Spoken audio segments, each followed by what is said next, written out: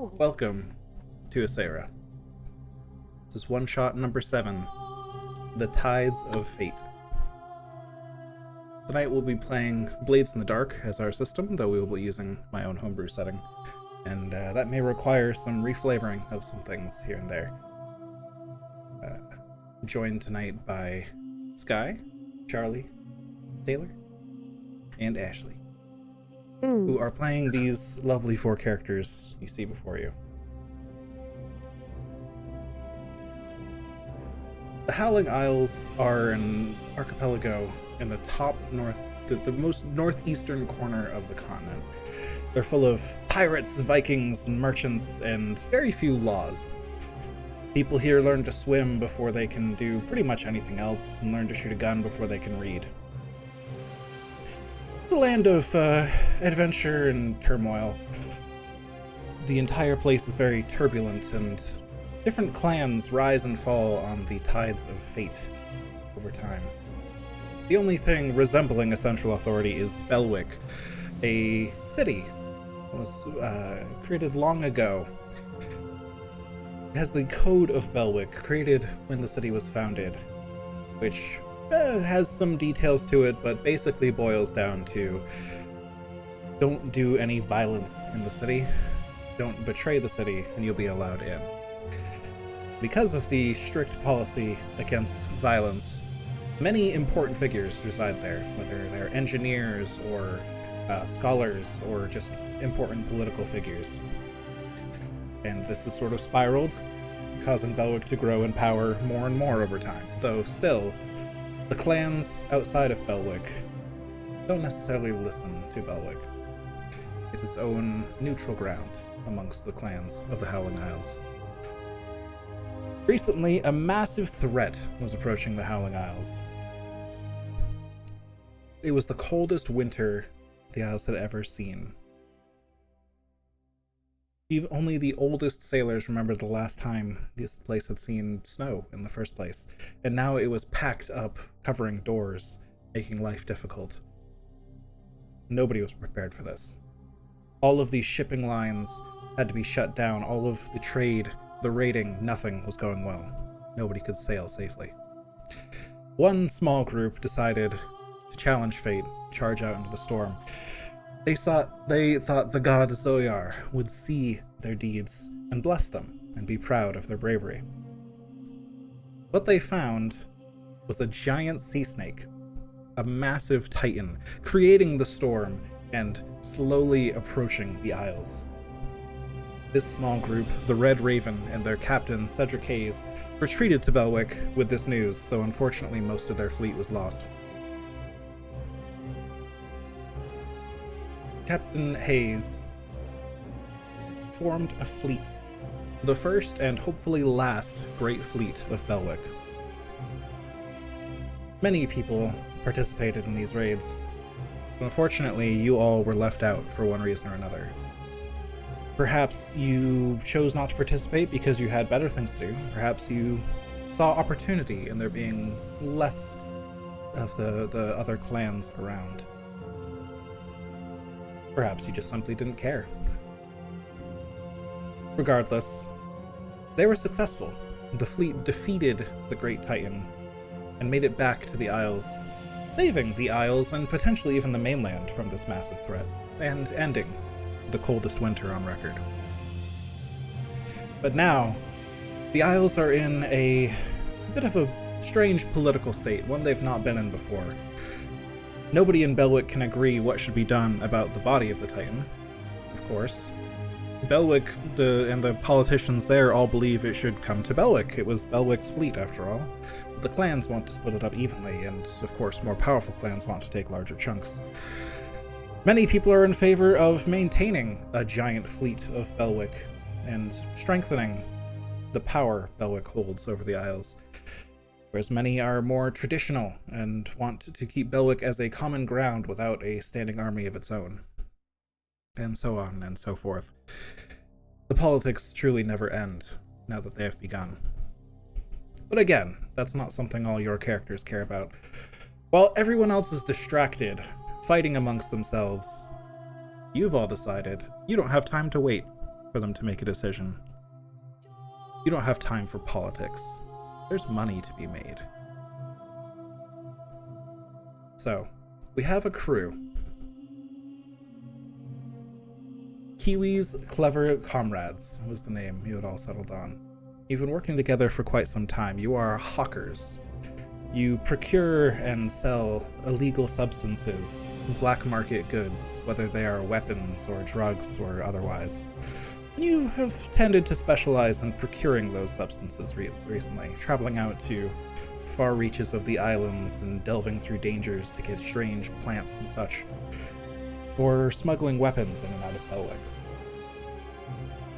Giant body like this, and with the properties that have been described to you, there's no way you're going to pass up on this opportunity. Additionally, one of you is from a different group, the Argent Accord, who found you all preparing for this great heist and sought to join you instead of venturing on her own. So, why don't we go through character introductions? Let's start with Kiwi, or Goldie, as he goes by. Kiwi is sort of the benefactor of the group. He owns the house where we make our headquarters. His biotech experiments are inadvertently a fantastic security system for the lair. He just leaves them lying about. He, though he's in his, I think, about early 30s, he looks like a grandfatherly old man who's maybe just suffered far more stress than in his life than many people his age would have. He probably looks about 50. He's a bit wrinkly. He looks very kindly around the eyes. And he really, his heart is not in a lot of this work, which is why he has to put on the mask when they do this work, because that gives him the courage to do what needs to be done. It makes him feel like his best self is telling him, you're doing a great job, Kiwi. Did a, fantastic job plugging up that guy's sinuses with his own ribs so that he won't betray us all. And he's very happy that he has a way of coping with his own insecurities and being able to fund all the research that he loves to spend his days doing.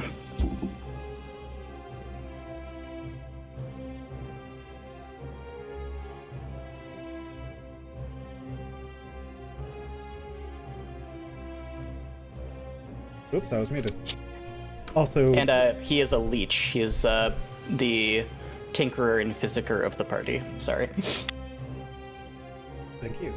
Additional detail. I'll make sure to ask that of others as well as we go through.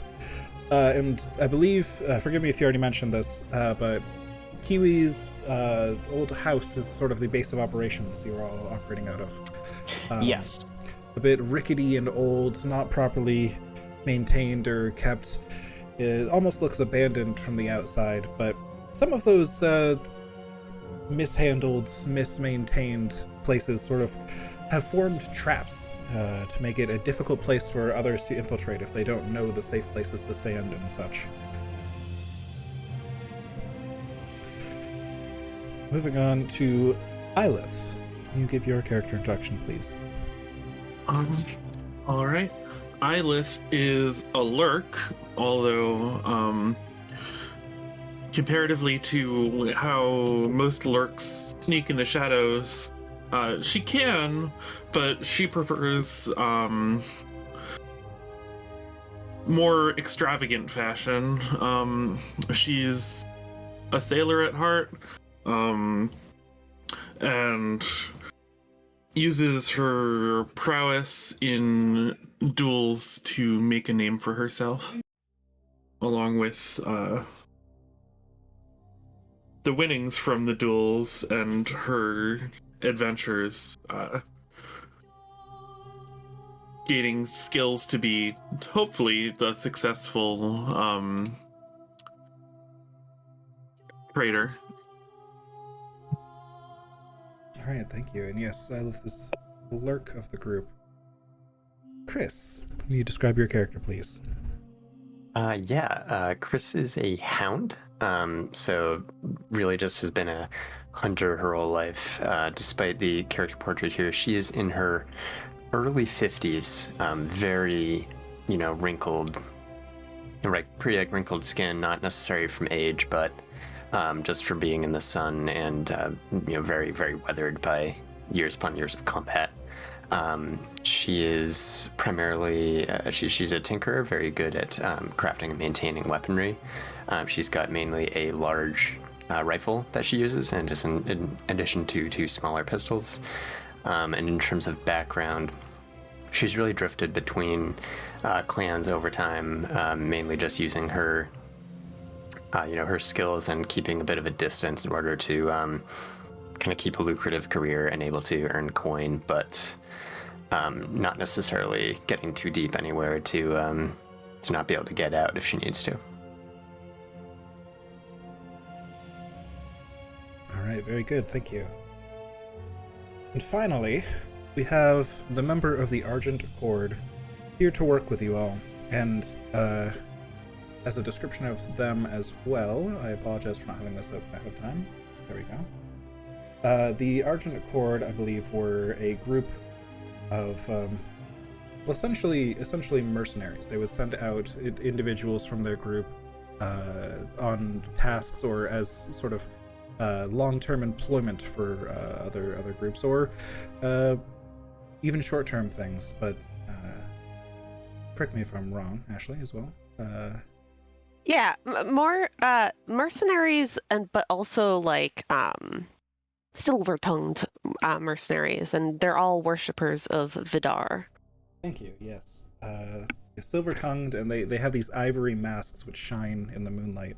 One of the reasons they have the name, the Argent Accord.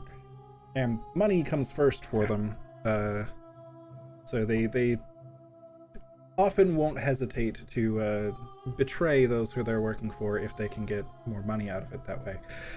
So they have a very strong reputation of people you can definitely turn to if you have a very important, difficult task, but not someone you'd trust watching your back necessarily, unless you can pay them a lot of money. Or there's a lot of money to be made. Yes. Go ahead and describe your character, please. Sure. So Vasavi Holloway is a being that goes by many names, as they don't really know their own true identity to begin with. They very infrequently take off their mask, which is their kind of symbol of their membership of the Argent Accord. And will frequently dress themselves in robes that hide even the most smallest parts of their actual body. So this person is fully robed up in more neutral colors to not stand out. However, their mask kind of makes them stand out a bit, especially at night. And they are the whisper of the group, so they are the type of person that definitely are more observing than anything, and will speak up when needed, and usually will say some rather strange things about the supernatural world and whatnot, rather than giving any straight advice. And there's not too much to describe, as they are pretty concealed as a person. Thank you. And Vasavi is a whisper, correct? Yes. So that as I described earlier, going to work a little differently in Aseira than it does in Blades in the Dark, because there isn't like in Blades in the Dark, by default, you're in an industrial city where the sun has died and ghosts walk among the living. The city tries to keep them out with massive fences made of lightning, which the ghosts are clearly allergic to. That's pretty cool. But in this setting, we don't have that. So instead, the Vasavi is essentially the Whisper is essentially a more general mage, basically, in the setting, and we just will be using fairly soft magic rules for that. Just to explain that ahead of time as well. But very good. That is our crew. Kiwi's clever comrades. Goldie is my alias, by the way, in case there was any confusion. Which kind of defeats the purpose of us being called the Kiwi's clever comrades, but he really wasn't thinking about that at the time that he signed us up. That does yes, defeat that a little bit. Got to keep everybody guessing. Indeed. So, in Blades in the Dark, you're not allowed to plan very much. The game specifically tells the game master to stop the players from planning if they start. And that is because you guys choose your planning and engagement. You choose one of 6 different types of missions you'll be going on here. You've got your objective. You guys know you're getting in there, you're gonna find that snake's body out there in the ocean. You're gonna take something back from it. You're gonna find an organ or something that can be made into a weapon, something that can be made into drugs, something that can enhance your business. But now we all get to decide together, or, I mean, I'll advise you, but it's really you four deciding whether this is an assault, deception, stealth, occult, social, or transport deal here. And I assume if it's an occult mission, that means we're dealing with ghosts and spirits, not just that we are trying to get some occult thing at the end. Is that correct? Indeed. The description of the occult is engage a supernatural power, and if you pick that, I'll say as well, as part of picking one of these types, I will ask you for a specific detail, and in going for that plan, the detail for occult is what method of arcane engagement are you using to Nice. engage this supernatural power.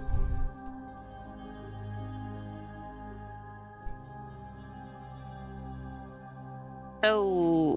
Can we Wait, also remember- describe an approach and have you match that with an appropriate Yeah, we can have a conversation. mechanic about label it. for it? Yeah, absolutely. So we're going to retrieve this power items, right? We're trying to, I think, scavenge what we can from this corpse that we know is super powerful and valuable. We know other people are planning to get to it, but there's a lot of bureaucracy, and we are intending to get there before everybody else because we just don't give a crap about the red tape. So I feel like this can go a lot of different ways in terms of like the plan that we'd have, but it's not actually a plan because we can't plan. Because I feel like we could stealth in, because maybe there's eyes on the place, or the body's that way, like nobody gets to it first. They're trying to keep it We neutral are until a they figure pretty it out. small crew, so stealth might be just our best option. Just sneak in under everybody's noses. Because assault would be hard, I feel, of the list, because I think the consequences of it would be the biggest issue. Even if we manage to succeed, if we're assaulting somebody, they will probably know who it is that did it and come for us later. yeah, I don't think deception would work just because they're currently unsure of what to do. So it's not like we're like, hey, we're part of this group and they actually made a plan to do this. Like, they'd be like, what do you mean we haven't decided yet? So That's how good you are at deceiving. oh, true. Occult doesn't make I sense. didn't know they 'cause finished talking it out. Oh yeah, absolutely.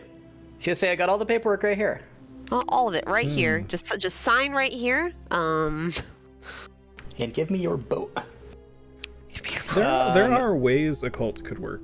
The first thing that springs to my mind would be contacting a devil and trying to essentially take some of your rewards and grant them to the devil, or perform some task for the devil in reward for the devil helping you with this journey here.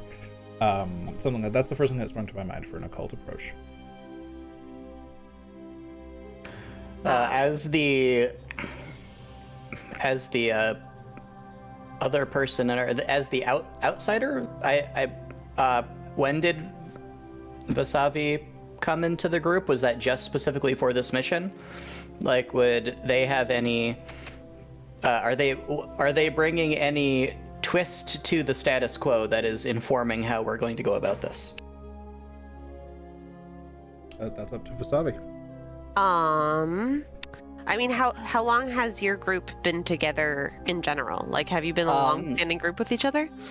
I think we've been together probably for at least a few years. I don't know about how many successful missions we've actually done. Yeah, already. Vasavi probably wasn't the one to...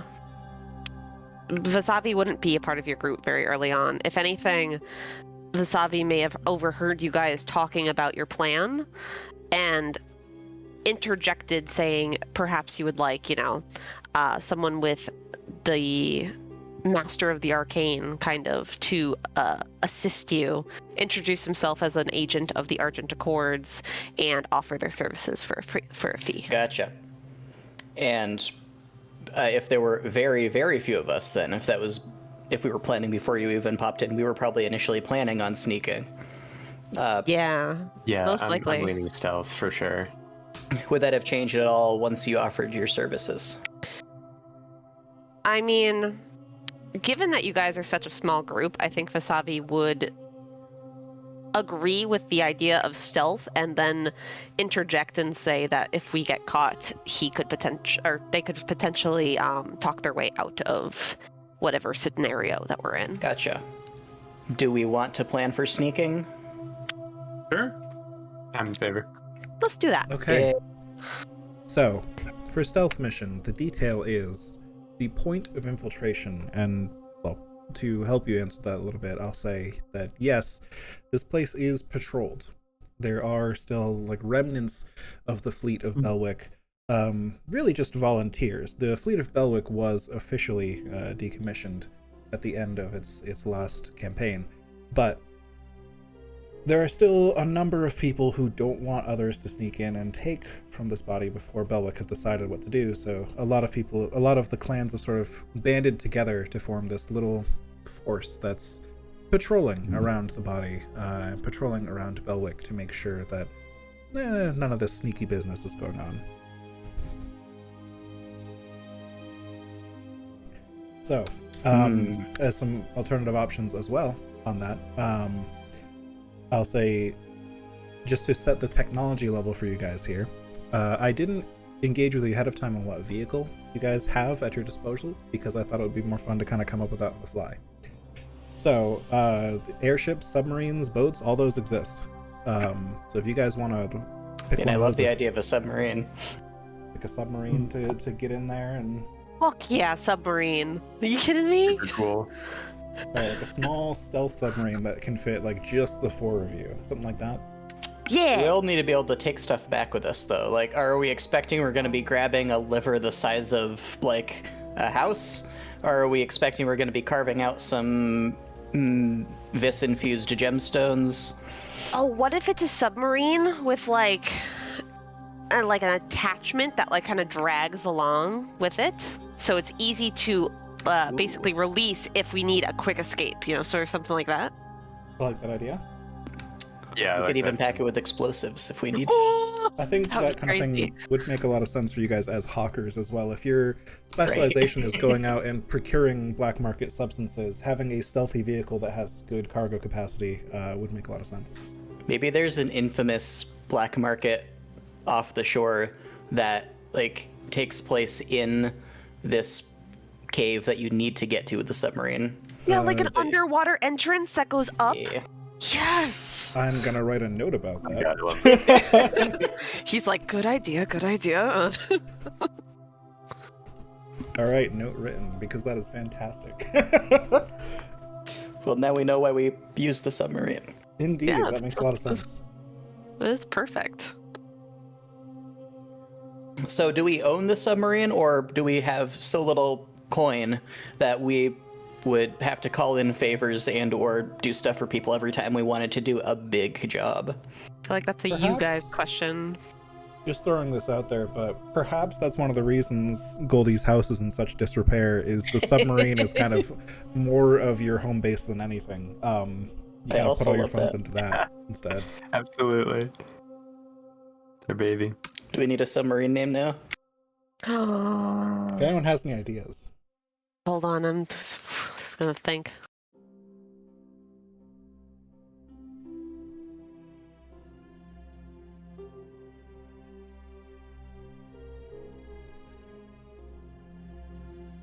What if we call it the shack? long And pebble. the long pebble. It has a nice ring to it. We could name it like. So Kiwi was a beach picker. Yes. What did Kiwi beach pick? He picked trash from the beachfront estate of a very rich family. So it was lots of stuff that floated ashore, and he was also supposed to exterminate the crabs, but, you know, he took them to safe refuges because they were kind to him when people were not.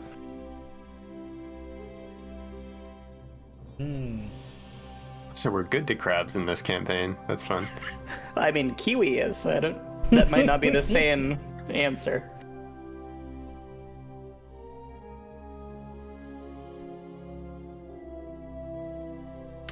I mean, What about? We could just call it the trash can. the trash can?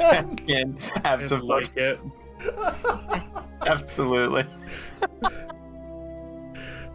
It's where we go because we know where we belong. I really like that. Any Always objections? where the trash is. I was gonna suggest a lamprey, but the trash can also Ooh. works. That is good as well. It's also good, yes. But also the trash can. Yeah, which name Like a aligns genuinely closer good name. to Kiwi's clever comrades? Yeah, this is technically a you three thing because Wasabi is like just along for the fucking Yeah, ride. It was. Perhaps- I think it was called the lamprey when I bought it. Perfect. then- It's That just, might like, technically be its scrawled out. name, but we Maybe stopped maybe calling it that a long time ago. It's scratched out like with a knife or Yes. something. Yeah, exactly. Perfect. This trash can just like got carved into the hull.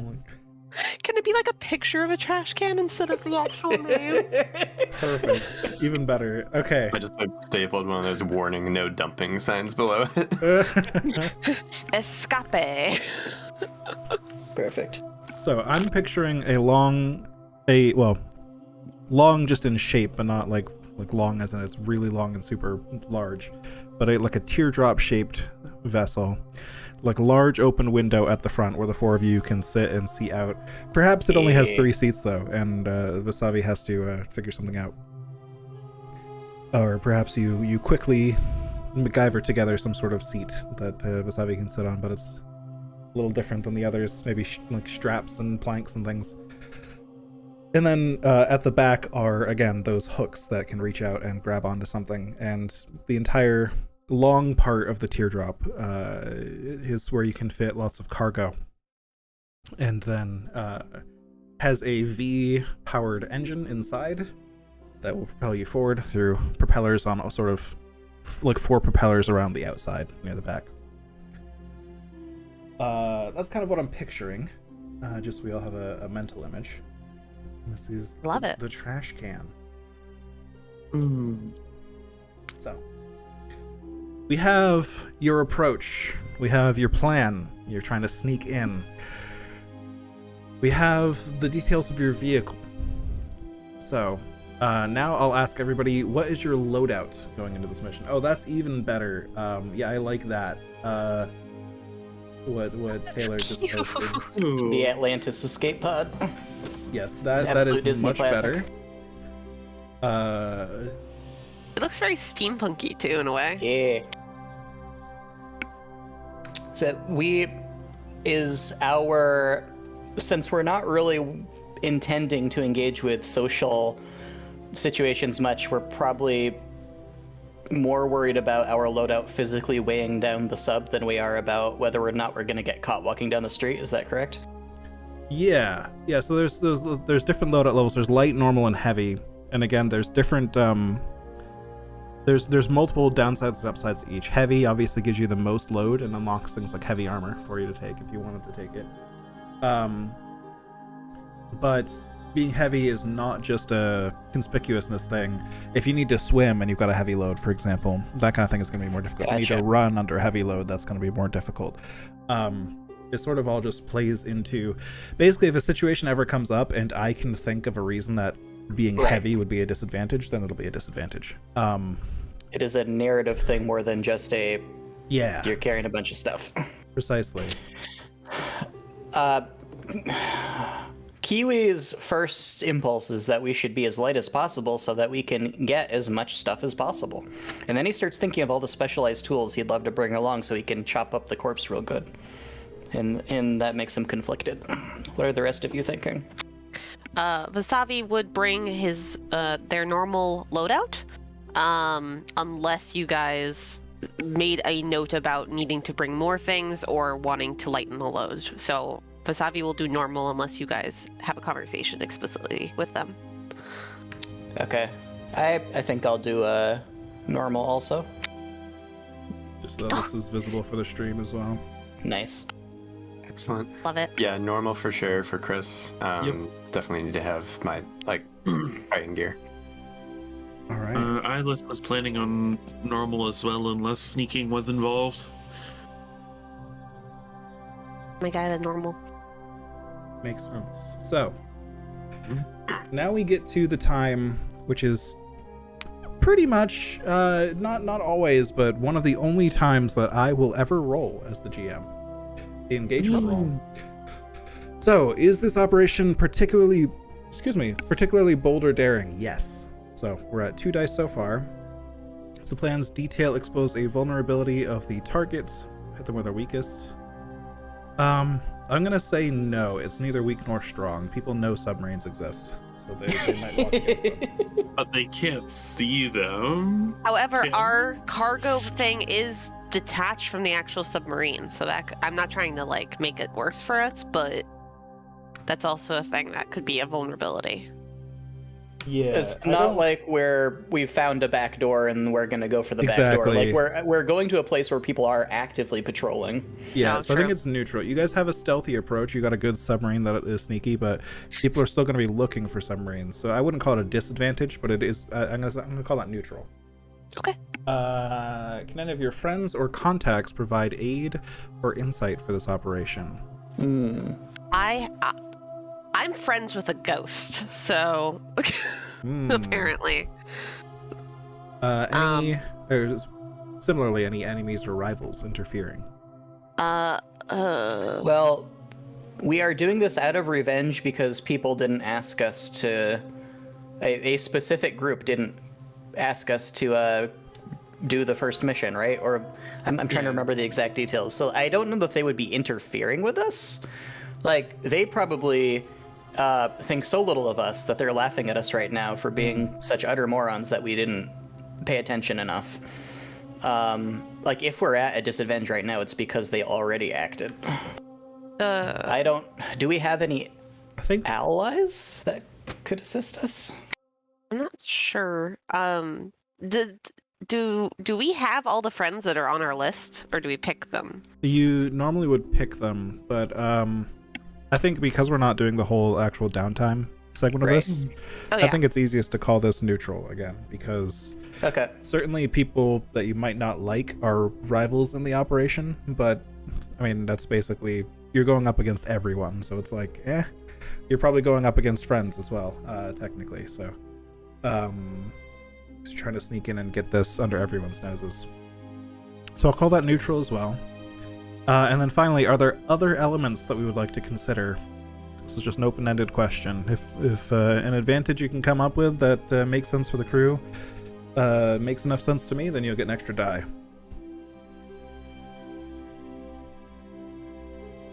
I don't know, I'm better with ships than submarines. So my sailing won't help. Imagine you've been on this crew for a couple years, though, it sounds like, so probably not too bad. Yeah, I'm sure you've piloted for us before. Can Vasavi's faction give us any benefits? Would you be bringing any esoteric knowledge of this phenomena, especially if you basically joined us for this mission?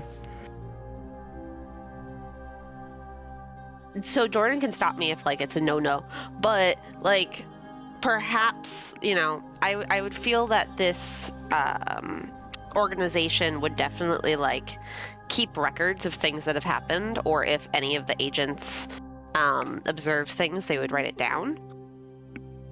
So I might have some like backup knowledge if I had done any research on that. Maybe if Jordan allows it. So we might have some secret intelligence that everybody else didn't even have when they went on the initial mission regarding the Leviathan.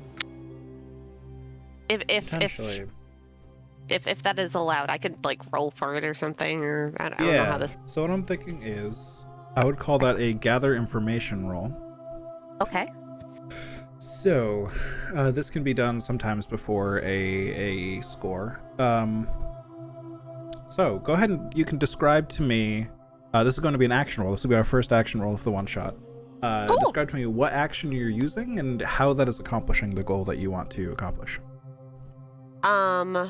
I guess after communicating and succeeding in getting a deal with the group, Vasavi would go back to one of the bases to prepare.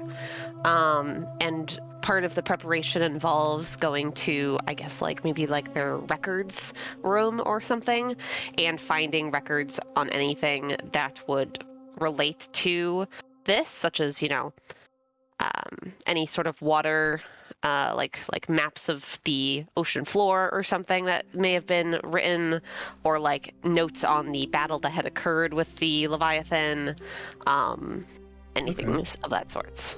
So you're going to the Argent Accords records, you said? Yeah.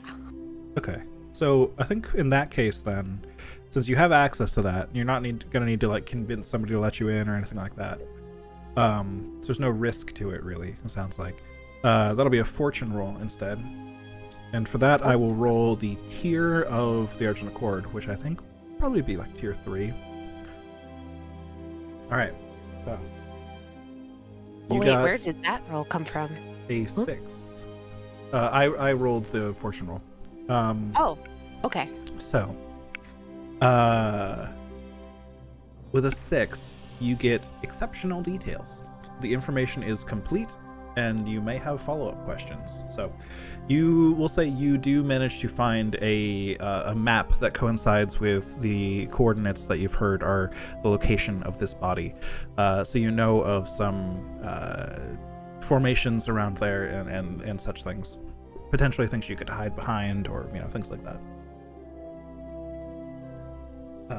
That sounds awesome. Yeah. Whoa. Anything else? Very nice. Any other follow-up questions? You do get that with a 6.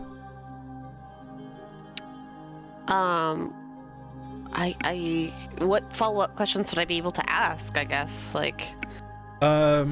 it just says you may ask follow-up questions. If you don't have any, that's fine. But follow-up questions. Are there any cave systems around the body? I'll say yes. As part of that map that you found, you can find some of the cave systems that are under that area. That'll be good for being more stealthy as we get close to the body, I feel. Oh yeah. Right. Yeah, So- I think that's all of the follow-up questions there. As a physiker, I study and tinker with the flesh and bone. Since this corpse has been polluting the waters, could I have, previous to this, taken samples and studied them to find out what particular bodily components are going to be remaining the freshest that we can focus our attention on as we're going on this mission? Certainly. I'll say that is. You can tell me what action you want to do with that, and then I'll tell you what the position is. I think that would be studying the blood in the water. Okay. So yeah, so study roll, getting the blood in the water. I'll say that's risky because there's a risk of the blood in the water getting on you, and you've heard that's bad. Yes. I'll say that's risky standard, just a default roll. Ooh, the 1 die, the 6. Woo. Very good. So, you managed to expertly contain the samples you've taken without it causing any issue to you, and you go ahead and use some of your methods as a physiker in order to try and figure out what you can about this thing. I will say, because it's a full success, you learn some extra information, and that which is something you've heard already, but I'll just reiterate it to everyone. this blood, when coming in contact with flesh, can cause not just pain and burns, but also mutations and warping of one's body. So you think there's a number of other properties of this you might be able to, tease out of it with some careful tinkering, maybe make a drug out of it or something, maybe try to harness the mutations for some other purpose. The blood itself might be something, but the blood's all over the water now. So you feel like the things that stick out to you the most, because the properties of this blood are so unique, perhaps the heart would be the number one thing that you could bring back, best case scenario. Otherwise, fangs or eyes seem pretty good as well. Fantastic, thank you. Anyone else want to jump in with something real quick before we enter the actual score? In preparation, am I able to try to, knowing that we're going to be really stealthy, try to craft a silencer for my long rifle? I think that's a little outside the scope, but It's fine. there is the flashback system that we can get into later. Because that has a benefit to your gear, I think I'd rather tie that to that, which means there might be some stress cost to do it. But you can later on in the mission be like, flashback to when I crafted a silencer and pay the stress for it, and then you have it. You got it. No problem. Yeah. I think some gathering information, things like this, is pretty much what I'd like to limit it to for preparation. Cool. All good for me then.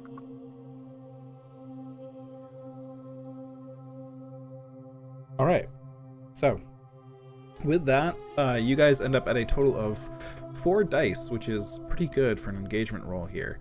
And how this will go is, it is going to change up the start of the situation here, basically. You've done your preparation, you've done all this. This roll is a big abstraction over other elements of your preparation, even some luck in there. Maybe what's the situation like? Is the situation what you expected? And so on. So let's see how it goes.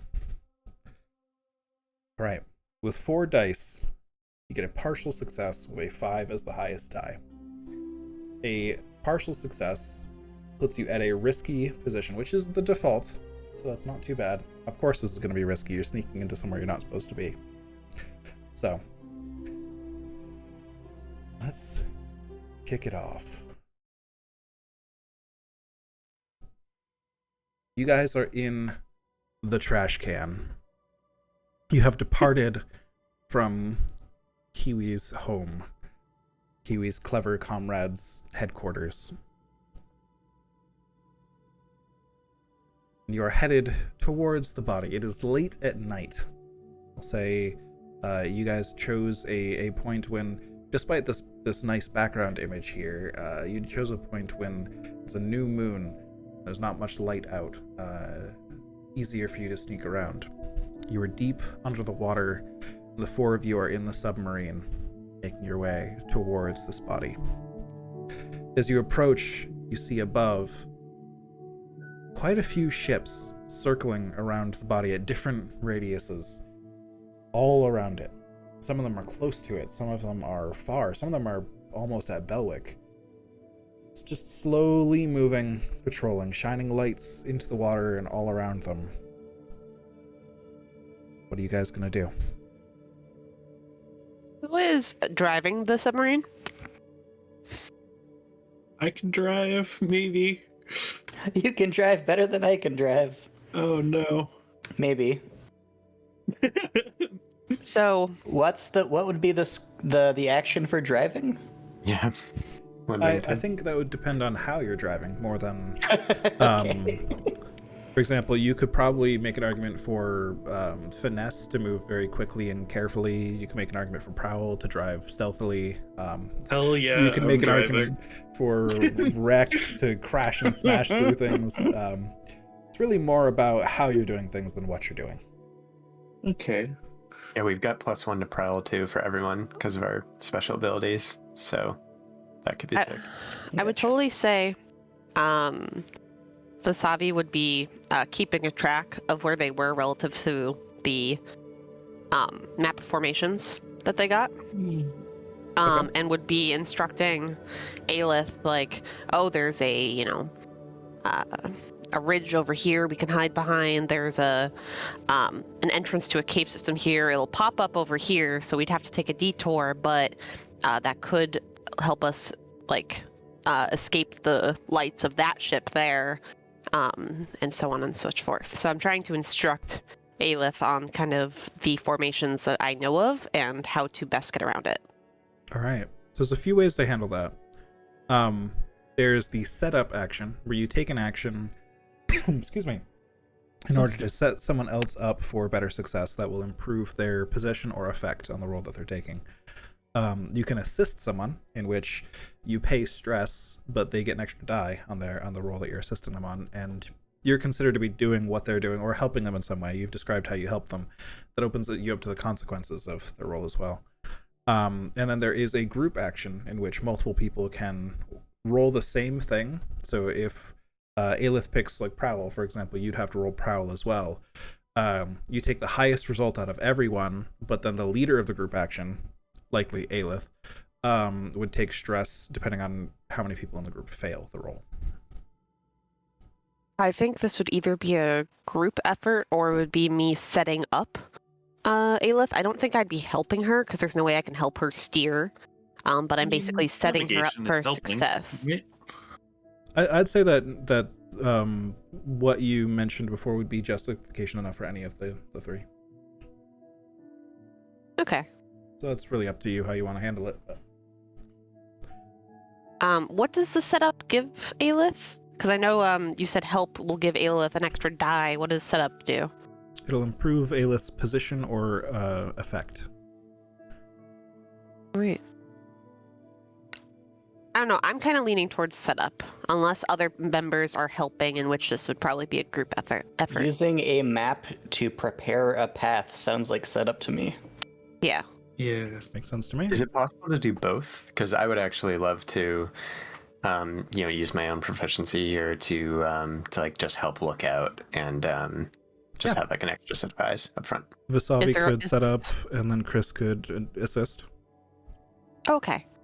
That would work. So, do I have to roll anything for setup, or does it just? So for a setup action, you need to take an action. So you need to choose one of your action rolls and take that action, which could open you up to consequences potentially. But let's say it'll depend on what action you're taking here. But. Let me just look at my list of actions and attributes. Yeah, I think the best option, I think, would be maybe, and you can offer a suggestion if you don't think it's good, but I think survey, because you observe the situation and anticipate outcomes. So I'm observing what's going on and letting Ilith know, like, hey, if we go this way, this is what we can, like, avoid. We can hide this way. So I think it would be survey. Sounds good. I'll say this is controlled for standard effect. All right. Controlled standard effect. Means there's little risk of consequences, or the consequences will be light, and it will standard effect. You'll have the effect that you're intending. Yeah. Do I have to put the modifier in, or does it already do my modifier? It should already do your modifier, but if you want to push yourself or accept a devil's bargain, or there's a bunch of other ways you can get a modifier on a roll. I don't know. We'll just play with fate here. Hey, full we success. do it. The third full success out of 4 rolls. This is really worrying me. We're going to be fucked later. Everybody knows that when everything's going according to plan in the heist, that means it's all about to not go right. Someone's going to die, another person's going to get captured. So remember, if your plot goes according to plan, it's just spoilers. I'll say that'll improve the position of Ilith's roll.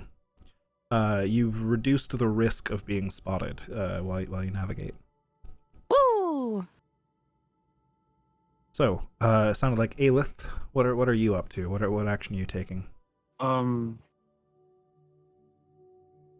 Was Chris not going to help Ilith? Yeah, I thought Chris was going to help Ilith with a prowl roll. Yep. So that can be decided after Ilith chooses what action to take. It's fine to decide that ahead of time too, but I mean, it might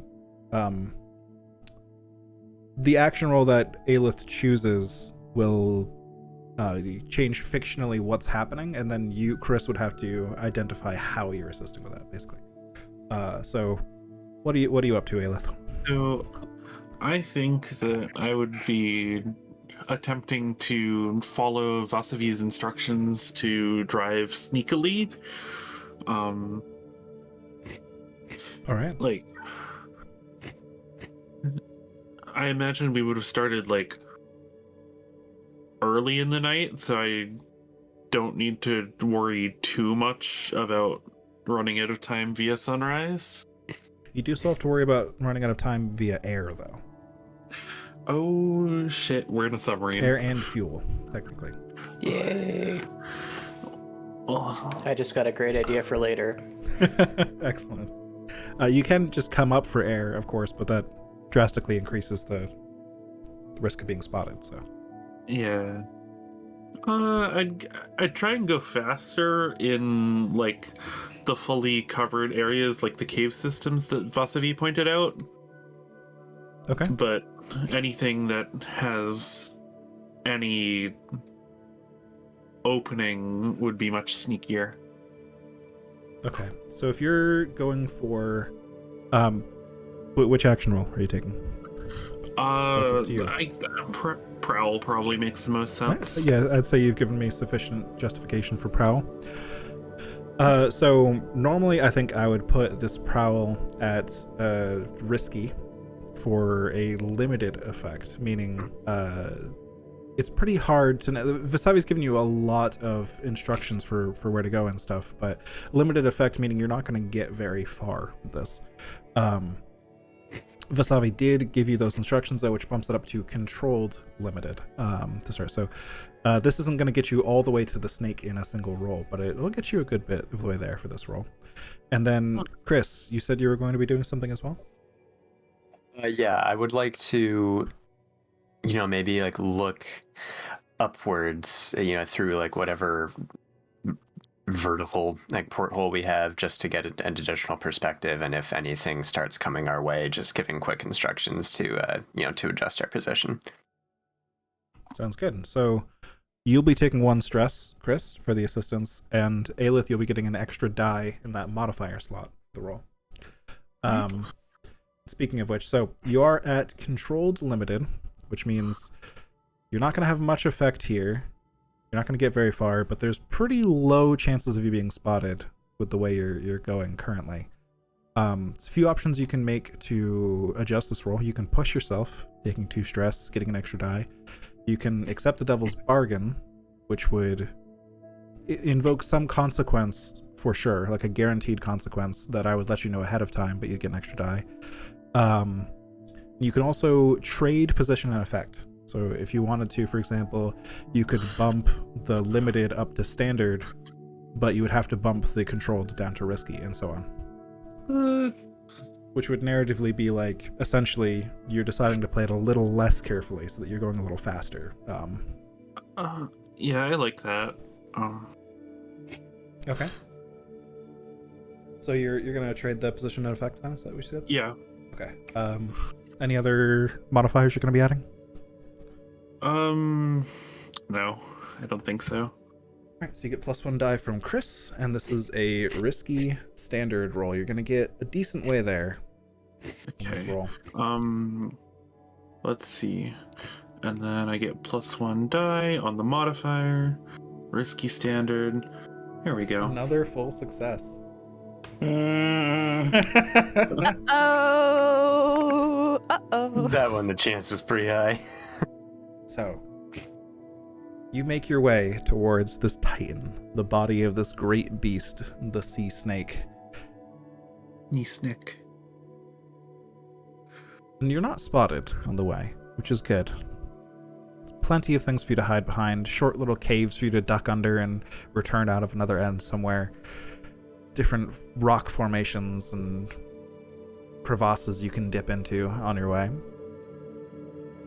And though lights are being shined down into the water from above, Chris manages to help you. Actually, I mean, the third die, we'll say, is Chris assisting you. There's a few times where you almost get spotted. Some light starts to shine your way, but Chris spots it ahead of time, and you manage to avoid them. So you're about halfway there at this point. Now, as you get closer and closer, slowly over time, it's been hard to notice at first, the water has been getting murkier and murkier. The blood of this giant body is in the water. As you get closer, it's going to get harder and harder to see. It's also getting colder. You can feel it all around you. The metal is starting to creak as it shifts in temperature. You occasionally hear something adjust slightly and fit back into place. But you're making progress. Nothing has gone wrong so far. What are you guys doing? Can I cast Prestidigitation to keep the temperature controlled of the submarine?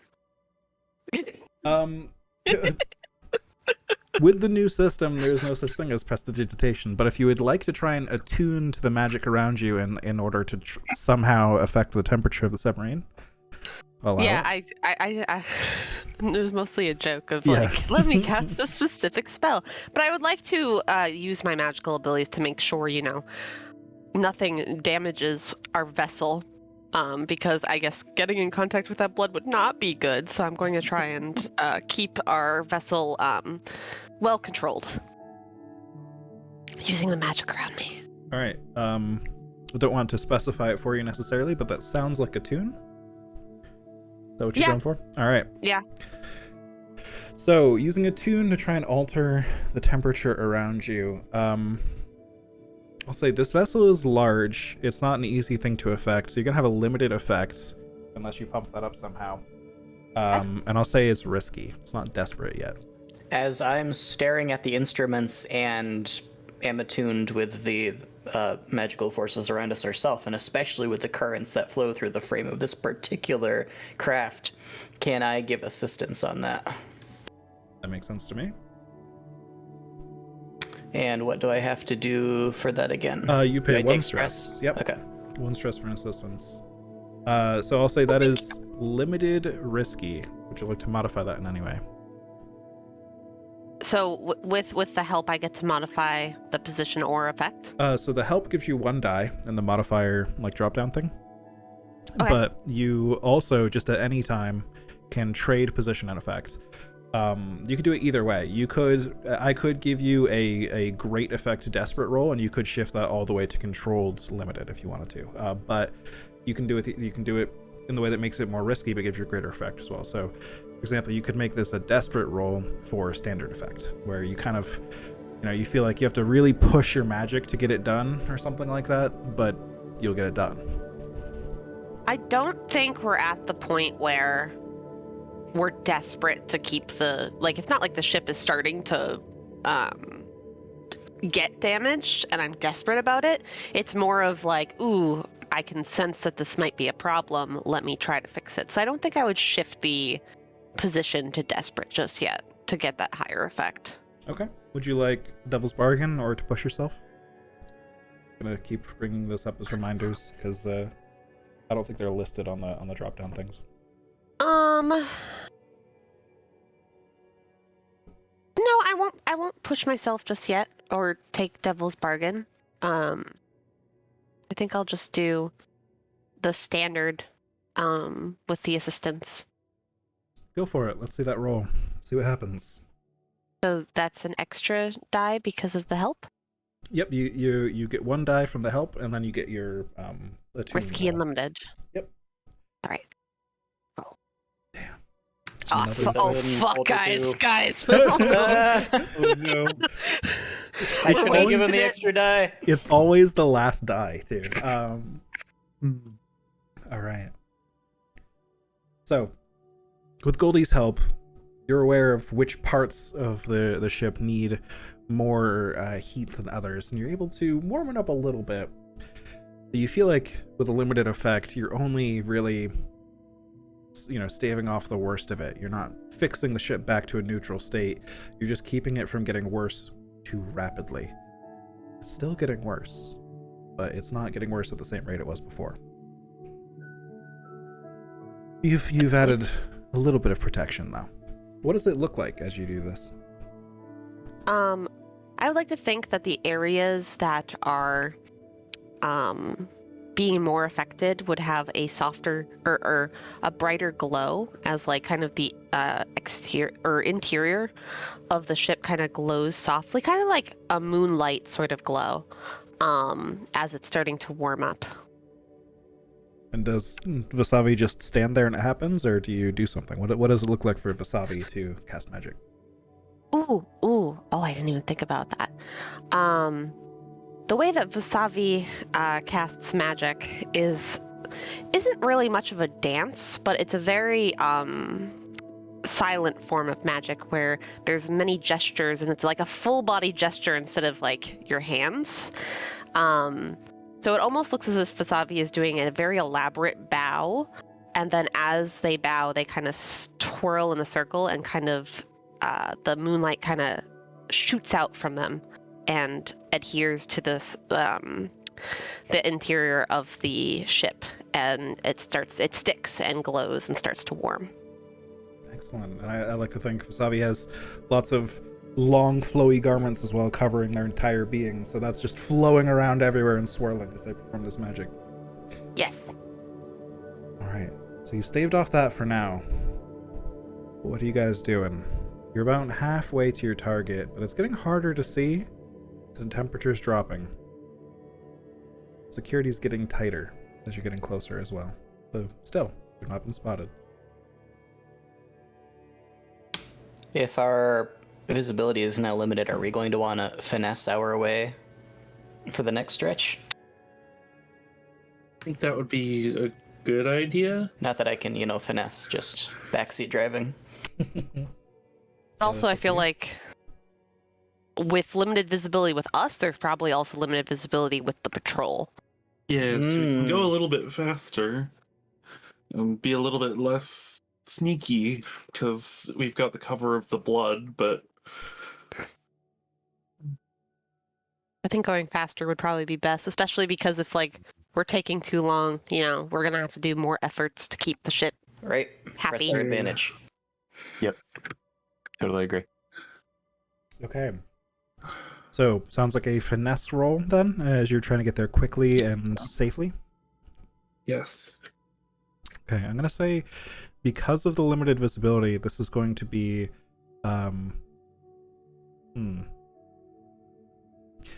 Yeah, I'll say because of the limited visibility, this is probably going to be desperate. Even though you have a map, there's a lot down here. It's hard to see where you're going, and the closer you get, the harder and harder it gets. But this will be desperate standard. So it will get you to your target on a full success. But consequences that will happen will be bad if they happen. I should say, not will happen. Yeah. Stuff Could like this running into a rock or things like that.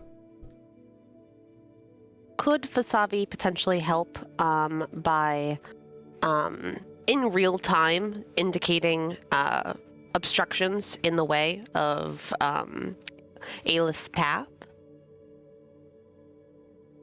How are you spotting the obstructions?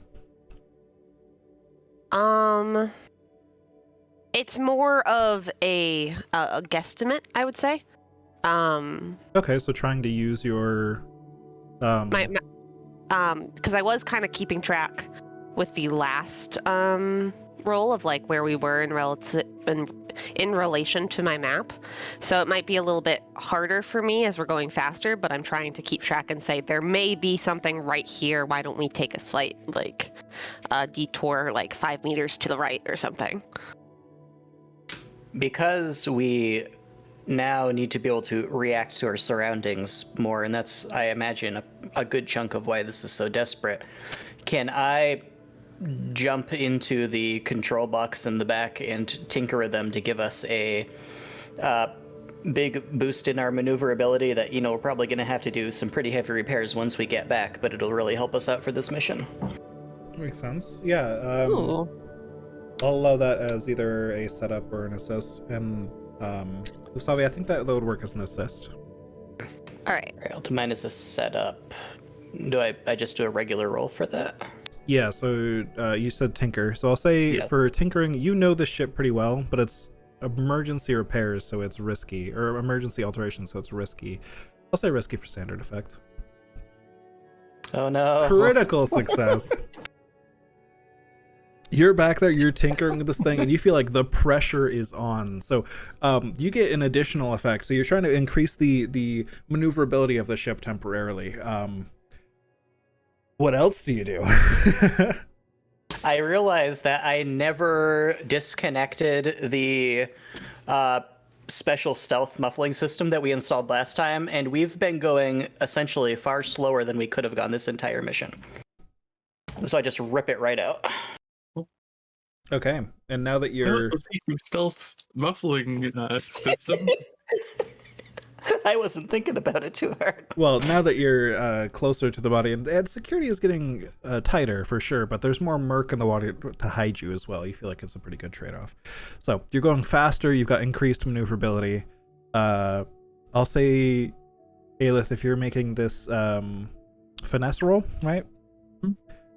I'll say that bumps it up to risky instead of desperate. All right. Or actually, I'll say that bumps it up to great instead of standard for your effect. So it'll be desperate great, but you can still trade that if you want to. Pretty cool. And I just take a stress to help, right? Correct. Okay. Do we want to devil's bargain this and say that somebody definitely notices us?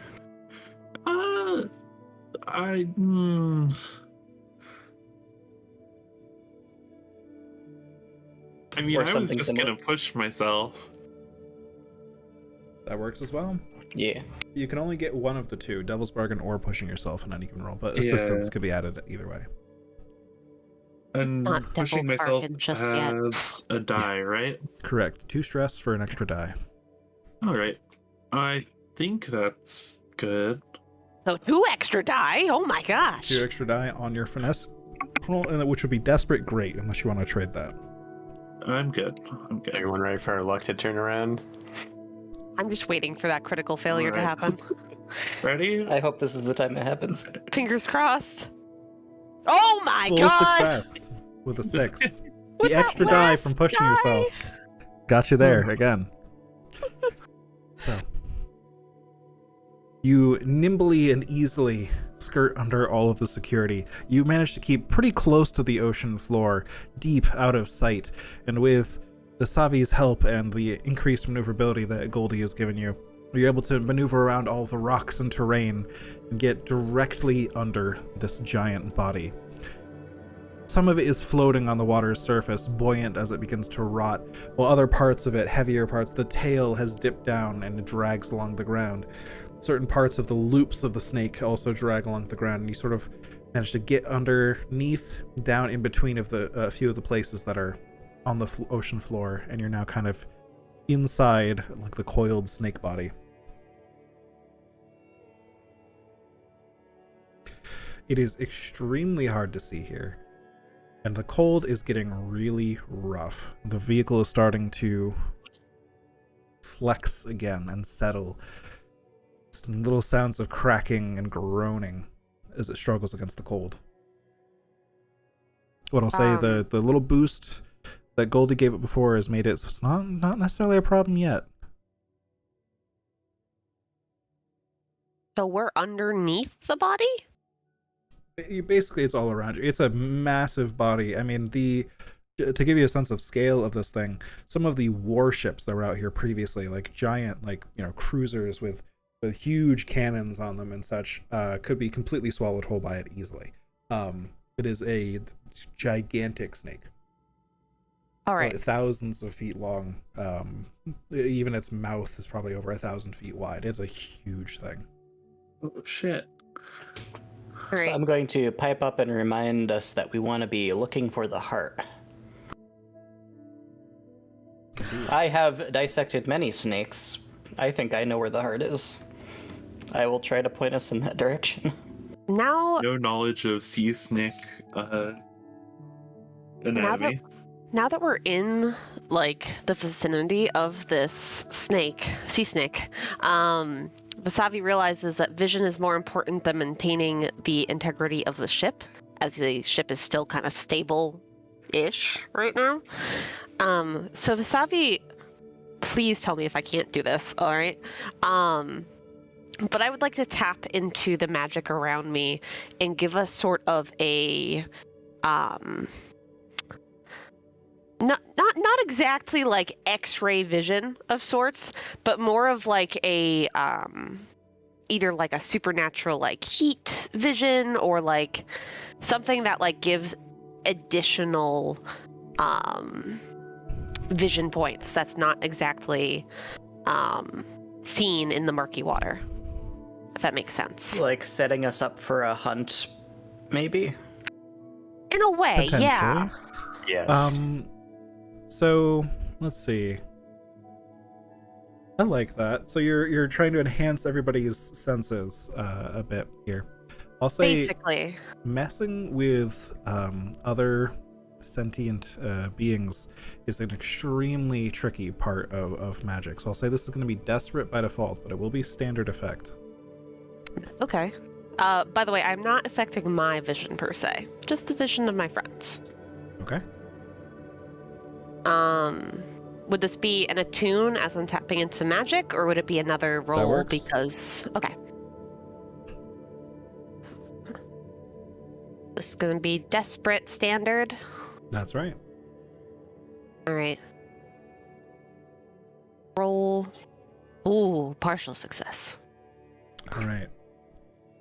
You reach out your magic to your friends, trying to affect their eyes, allow them to see through this murk. Just essentially reaching out into the fields of magic around you and trying to give that knowledge, sort of that almost radar-like perception to your friends' eyes. And you all can now see very faintly. It's less X-ray vision and more like you can just see the outlines of things through the fog, almost like there's, again, like radar pulses going out occasionally from your eyes, allowing you to see through the murky water. Unfortunately, you do have a complication from that roll. Okay. And it was a desperate roll. So the consequence is severe harm, a serious complication, or you have reduced effect. I'm going to say the serious complication is you shifted your magic from keeping the ship warm. And you were the last straw, barely holding it together. So as you make all of your friends able to see through this murky, bloody water, that is not the right vibe. There we go. Several of the bolts on the inside of the vessel pop, kind of ricochet around the inside of the trash can, and spray of bloody water starts to hit into the vessel. It's little streams, again, like little bolts have broken through, so, you know, maybe like the size of a small coin or something is the amount of water that's rushing into the vessel, but you're taking on water, and this water is full of very bad blood. I want to whip out a quick patch kit from my loadout, if that's possible. That's not like a standard item, but like So you're this thing sometimes.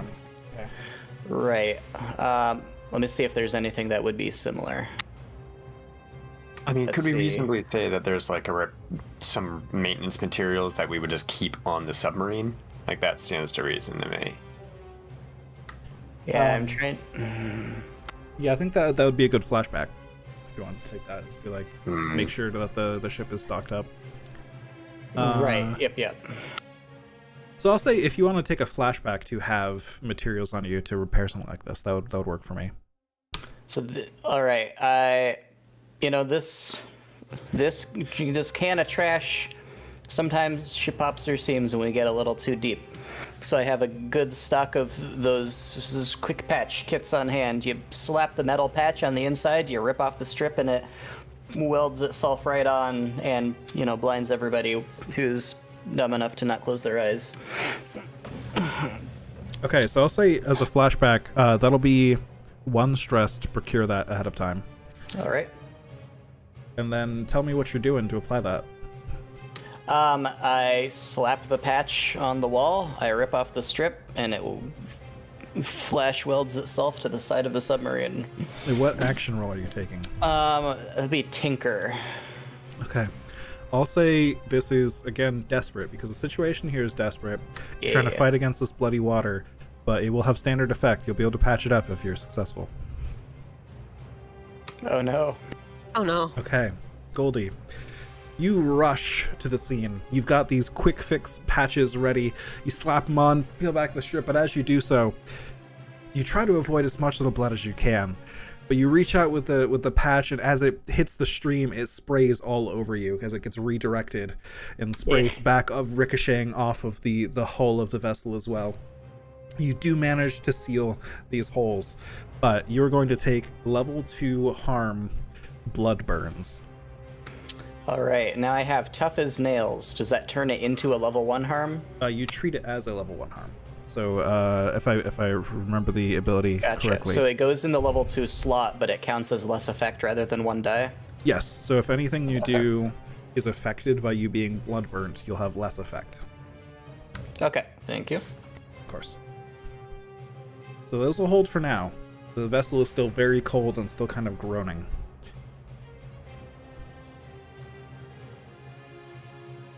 But you now all have... best to be quick. Yes, outside of Asavi, you all now have decent vision to see around you.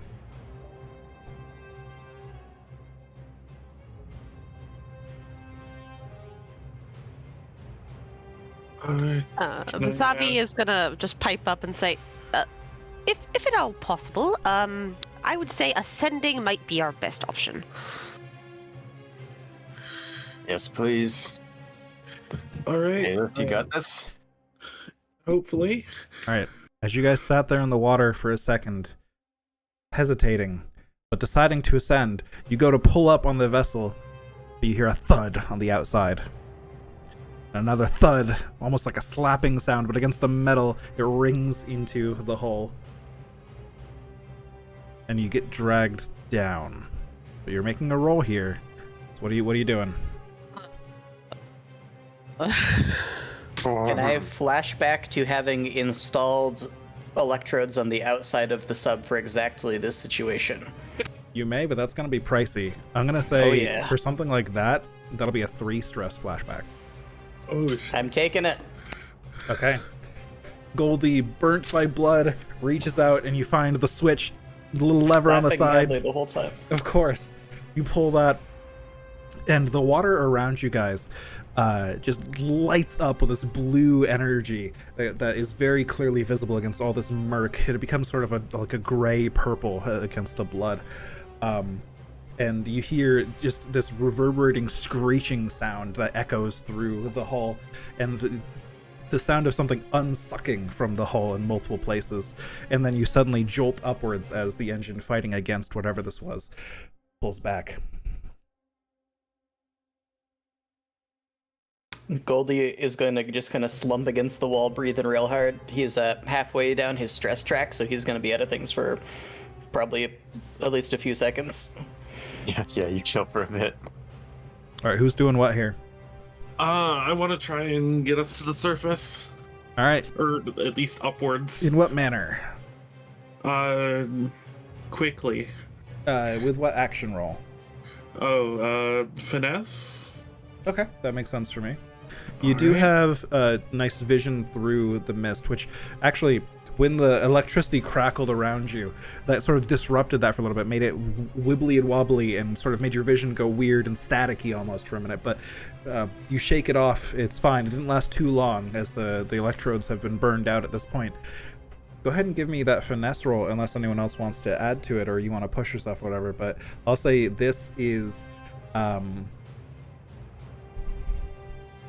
Yeah, I'll say, you know that there's now things in the water that don't like you. This is desperate, but the effect will be great. Your vehicle is very fast. You can get to the surface pretty quickly. How many die do you currently have? 3. I would like to be able to help Ilith if possible, and by taking a stress. I guess the way that I could see myself helping is, so there are clearly rockets on this picture that was sent. Do we have any sort of ammunition that if I let it off downwards, it would help propel us up faster? Clearly rockets on the vehicle, but I feel like... I know it's a picture, so like... yeah, I think that would make sense for you to be armed in some way, just in case. Perhaps you don't have much ammunition on you, though, to make more room for storage of the things that you're trying to procure. So say you have some emergency torpedoes ready to fire. I would like to let off 2 of those emergency torpedoes. Okay, with the intention of what? Using the force of those being let off for shooting it downwards to 1, potentially hit anything that's trying to get us, and 2, helping propel us up. Okay. I think that's risky enough that I would classify that as a setup roll instead. So you'd have to make an action to set those off without it doing damage to you or the ship. But it would improve the position of Ilith's roll. Alright. Could I would think Vasavi would be doing this very quickly. So could I perhaps argue this as a finesse roll? If not, it would probably be Tinker. I think finesse could work, yeah. With your resident Tinker out of the action for now, you're just trying to quickly set these things off in an improvised manner. Alright, finesse. And you said it was risky? I'd say this is Desperate Great. Desperate Great. Another Desperate Great roll.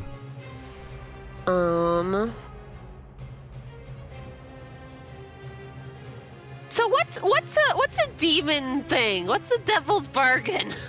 Oh, Devil's no. Bargain. You'll get an extra die if you take the Devil's Bargain. But the speed will be hard to control. That's the consequence. Yeah, the speed's gonna overshoot you a bit. Is the Devil's Bargain if you take the extra die. I will instead push myself. I have never used these controls before. I don't know what I'm doing. I am trying to focus as hard as I can, and it hurts my brain a little bit, so I'm gonna push myself to get that extra die instead. See how it goes. Fingers crossed, guys. Ah! Full success. You've never used these controls before. This isn't a ship you've been on before. You're just on this mission for this one score, this one heist.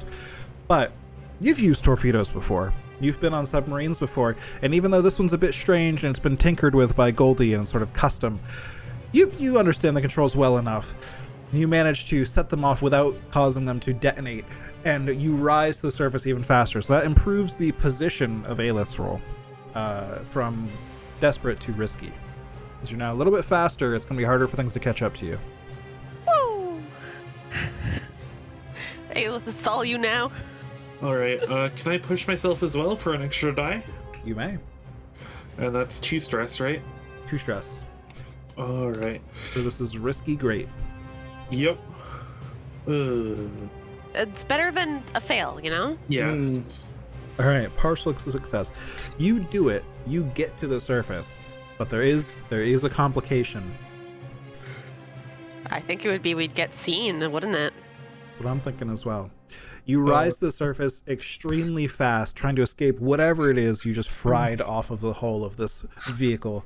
You reach the surface fast enough that you actually catch air out of the surface and then slap back down into it, causing a lot of spray.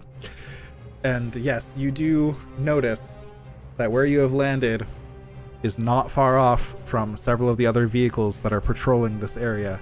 As you land, one of the spotlights just twists over and lights you up. Well, shit. You are now at the surface in the middle of this coiled great snake with security having spotted you. What are you guys doing? Wait, so the security is also in the middle of this great snake, right? I'll say they're outside the snake, but they patrolling around it. I keep calling it coiled, but it's less coiled and more like kind of ruffled up all over the place. Parts of its body are floating, parts of it have sunk down. It's massive enough that someone on the outside saw you rise over the surface and splash down, and they now spotted you from out there. So clarifying question, are we seeing like a whole ship full of people, or is there like a guard or two with like a spotlight who is looked over at us? I'm gonna roll a fortune roll for that.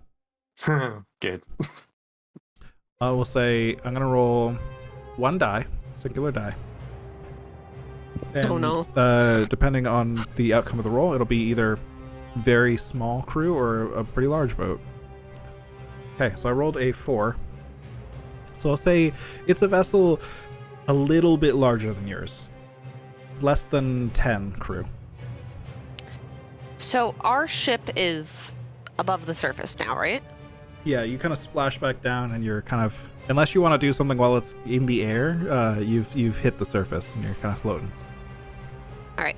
It seems this water is not making our ship really well, so I feel like we should dock this ship. And in that same like line of thinking, I feel like I should dock the other ship too, just because we might have a combat on our hands. Can I, while we're mid-air, focus my energy on the surface of the water to create like a frozen path from beneath the vessel to the other ship, to basically make a bridge of ice leading to that ship that basically keeps that ship in place and then holds our ship above the water? That would be a lot of ice. I know. I'm going to say because of the scale involved, that's going to be limited. You have some options to change that. I'll say it's limited, risky. When you push yourself, you can either choose to add a die or you can choose to increase your effect. And you can push yourself twice to get both effects as well. And you can also trade that position for effect as well, if you want.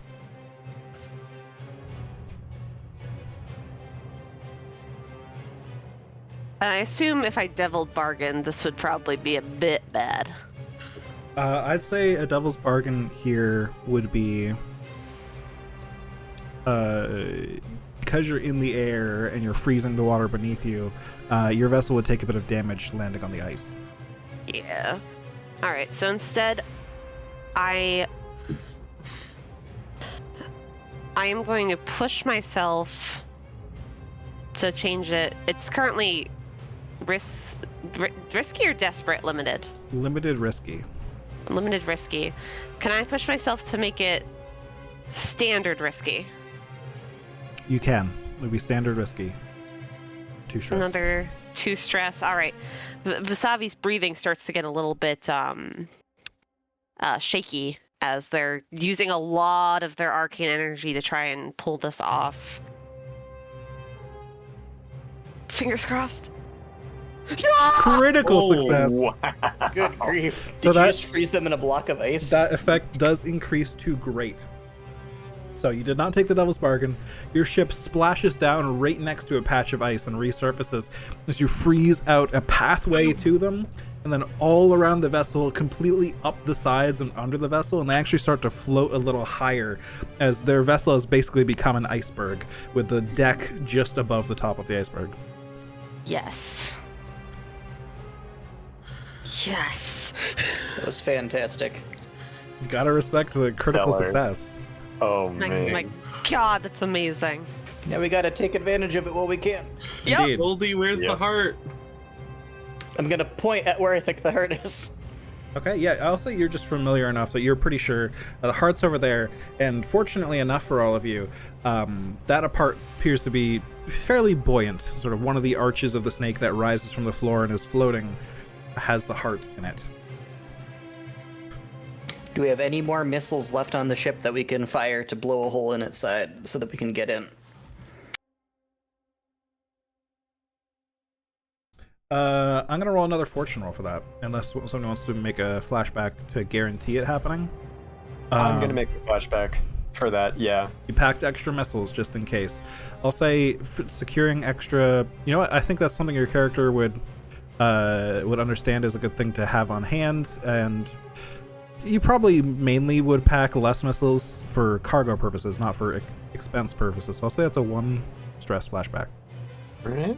Taking that. So I'll say you have an additional 2 torpedoes for now, unless people flashback more in the future.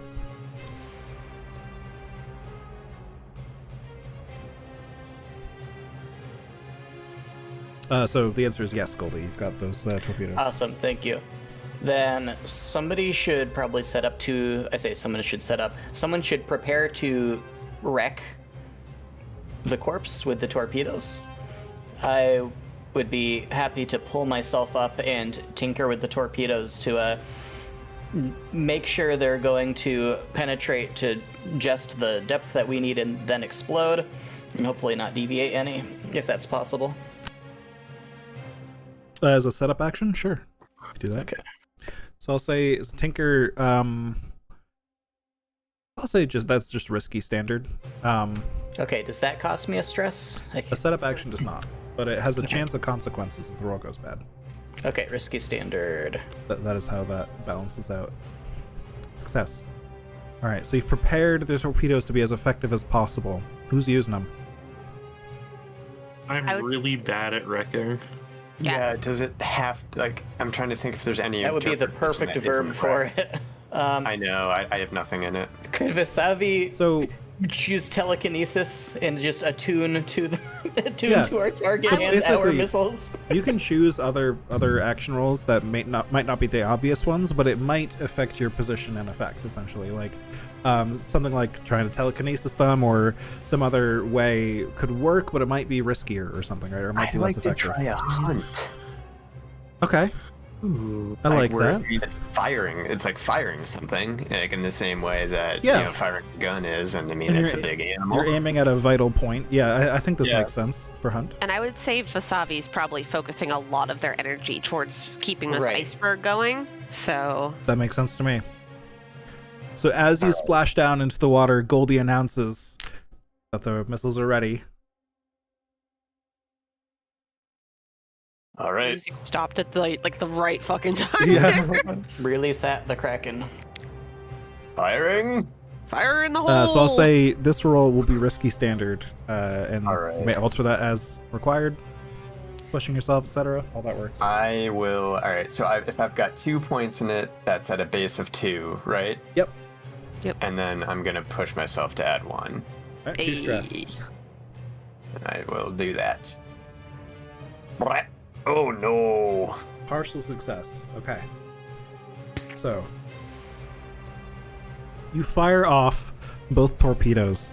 They hit the body on the far side of the little sort of section of water you're in. This little pool surrounded by snake body. And you blow open the scales in the side of this body, which is already beginning to rot. And you feel like if it weren't for the it already being dead and kind of sitting out here for a while, just these missiles might not have done much to it. But thankfully, it was already weakened. You hit this point in its side, and it just sort of balloons outwards and explodes. And some of its innards begin to scatter out into the water around you. That is the complication, is there's now an increased amount of blood all around you, and the water begins to freeze around the side of your vessel as things get colder and colder. Lovely. So your vessel is starting to get frozen. You're pretty close to the rest of that ice. You might get frozen to the ice if you're not careful.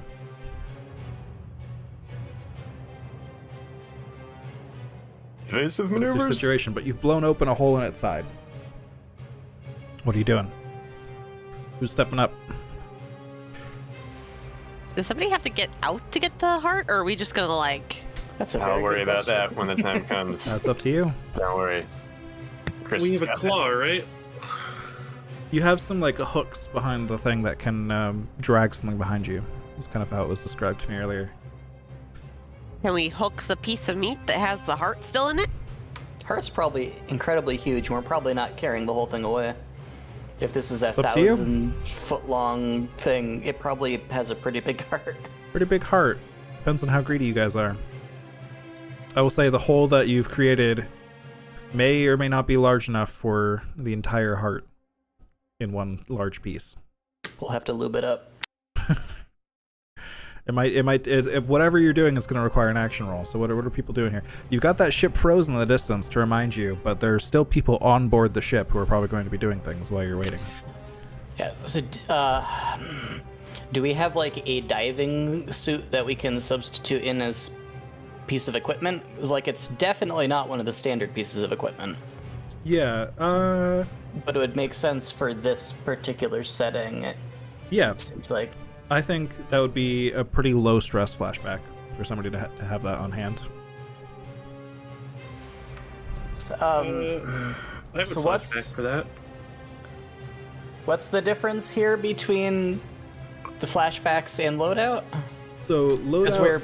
yeah. That's a fair question. So loadout is a series of items that are essentially like free flashbacks for you to have on hand. There's stuff that like, and I'd also say, loadout is stuff your character would be carrying, whereas a flashback would be Gotcha. something you prepared in advance, whether it's like something you stashed on the ship or something you know, and so on. So this is a mission where we're probably not actually making much use of our loadout. I would Most also of it's say like, yeah. something like armor, for example, right? It doesn't necessarily have to be I'm wearing plate mail or I'm wearing leather or whatever. Armor is an abstraction for anything you use to reduce a consequence, specifically physical, for physical armor. Gotcha. So if So you that wanted to would say definitely be- I brought armor, it's my suit that I'm going to use to resist the effect of the water. That works. Ooh, I like that. And as a reminder, armor lets you essentially either ignore entirely if it makes sense, or reduce the effects of a consequence without paying stress. Normally you'd have to pay stress for that. So I'd say armor would be a good abstraction for that if Right. Makes sense to me. Now, since we don't have anybody in the crew who specializes in wrecking, my specialty in tinkering with flesh may be the thing that makes the most sense for trying to get in there and hacking up the heart Okay, to an sounds extent fine. that we want to get away. I would like to flashback to when I was preparing for this. I thought, I have heard that there are, large pieces of this being in the water. We might need demolition tools to more carefully extract the being. So I would like to offer up those demolition tools to Kiwi Goldie. Thank you kindly, if Mr. Seems Jim like is fine with a it. Loadout thing, not a Yep. flashback thing. That works Oh, though. I thought you flashback when you load out. I Sorry. mean, either way, it's it makes sense either way. Honestly, According it's to a lot of- Google. Sorry. You can continue. I was just going to talk about the demolition tools that I might have.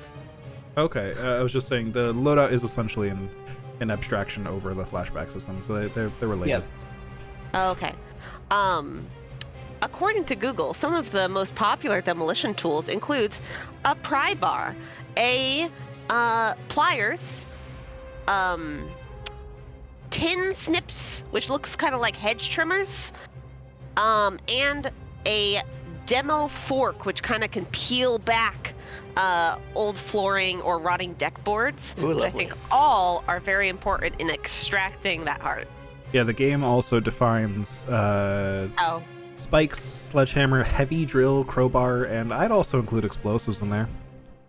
Well, there we go. I'm gonna add that to my All loadout right. as things that I've brought with me. I will. You say it would be a 1 or 2 stress to have a diving suit, essentially. I'd say if you wanted a diving suit stashed on the ship that is not Yep. just your armor, I'd say it would probably be like a 1 or 2 stress flashback. Okay. If we knew going into this what we were doing, and that I'm the one who specializes in tinkering with flesh, would it have made sense for me to just wear the diving suit here? I think that makes sense. You could probably just count it as your armor then. Okay. So I think that makes sense. So am I just adding regular armor to my loadout? Yep. Okay, I've added that, and that's 2 weight. Yep. And then I'll accept those demolition tools, and I will clamber out of the porthole. Not porthole. That's not the right word. The the submarine hole, and Probably I have like a line that's attaching me to the ship, and I'm going to try to clamber into the corpse and find the heart. Okay. So, yes, diving into the water would indeed give you the consequence of more of these blood burns, but the armor, you can go ahead and check off the armor in your armor box as well. Okay. We'll skip that entirely. You've given me justification that you're well insulated from the blood at this point. Perhaps when you were tinkering earlier, you didn't have gloves on or something, and that's how you got blood burned. But now you got this full suit on. All right, so you float over there. So I don't tick off armor on my sheet, is that correct? On the armor section over by healing, you would tick off the one armor box. Okay. Yep. Shows that I've already used it. Yep. Exactly. Okay. So you float over towards the hole in the body. How are you going to maneuver over there? I am going to. Suppose I'm going to prowl over there. I don't want to make too much of a. I don't want to make it too obvious to the ship that's trying to combat us that we have an agent who's already acting. Hopefully, they're going to think that we're still preparing to do something, and will not be focusing on me. Does that make sense? Makes sense. I'll call that risky standard. There's a risk of you being spotted. Oh boy. No. Okay. 2 wounds. So, as you swim over there,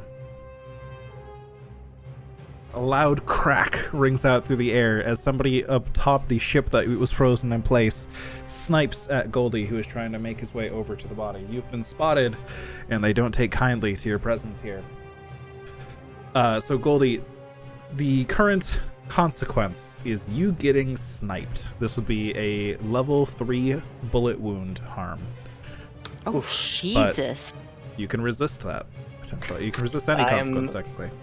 And resistance means I'm taking stress instead of harm, is that correct? Correct. I'm just gonna take the harm. Okay. The bullet penetrates the suit, sinks into your flesh, and your blood begins to mix with the blood around you. I won't count that as a separate harm, because you already resisted the blood, but I'll just count that as part of why the bullet wound is so nasty and why it's a level 3, because it's getting contaminated as well. But you have that effect that lets you shake some things off a little bit, right? Yeah, I am tough as nails, so that gives me 1 fewer die, but doesn't mean that I need help just yet. Okay. Right. I'm going to take this opportunity. Yes. Oh, sorry. Yeah, I'm going to take this opportunity and pop out the hatch on top with my my big old rifle and return fire on that sniper now that they revealed their position. That's what I was about to ask, because I'm going to shift from Goldie back to the rest of the crew, so perfect timing on that. What action are you taking?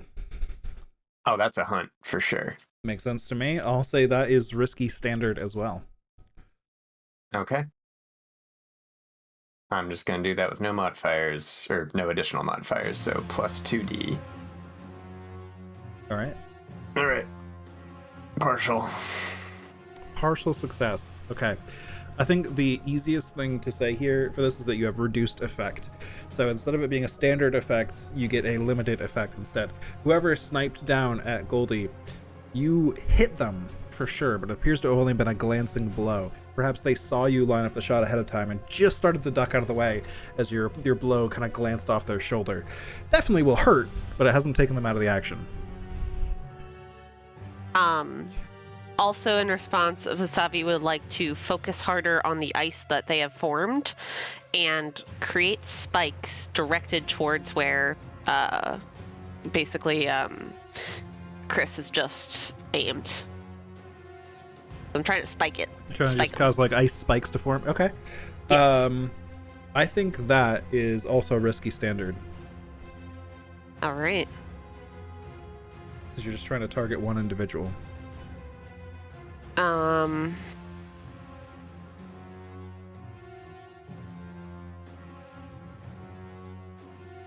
I think I'll just do it standardly without any extra.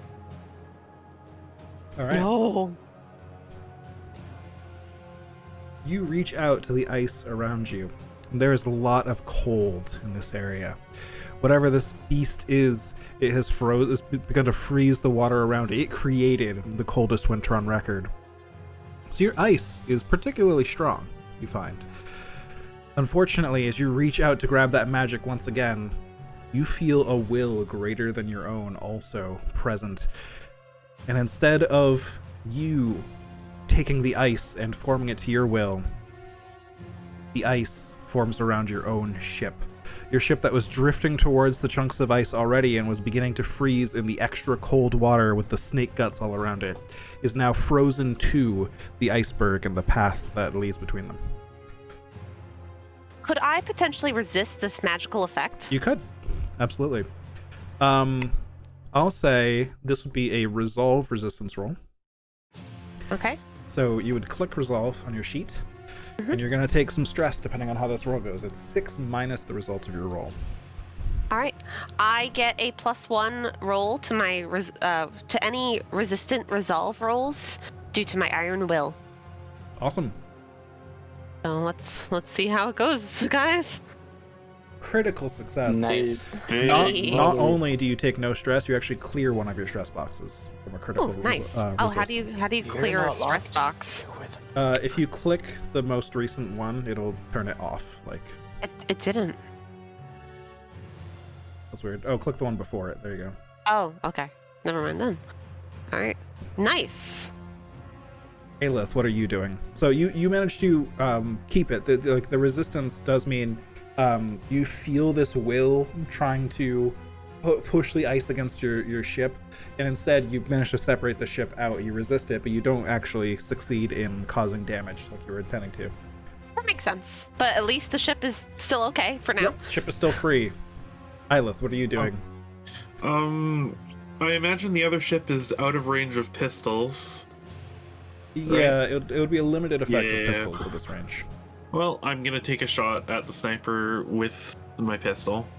Okay, so I'll say this is risky limited. You may alter that as you will. I'll take it. Risky limited.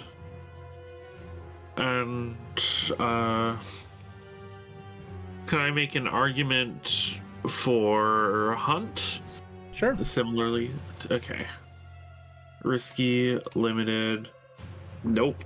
Oh. You take aim, and fire. No reaction. It doesn't seem like you hit anything up there. And additionally, you guys have been causing a lot of commotion and noise. Yeah. So I'm going to create a clock. Uh-huh.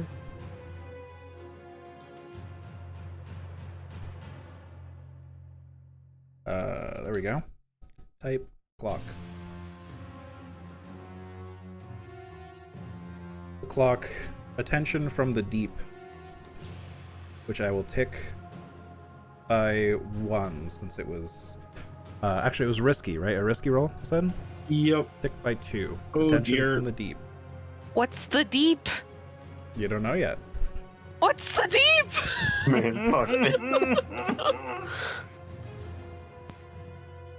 All right, Goldie, back to you. What are you doing? You've successfully made it to the edge of the snake.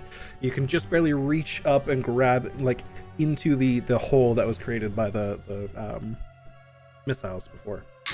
I'm gonna wriggle my way in and pull the.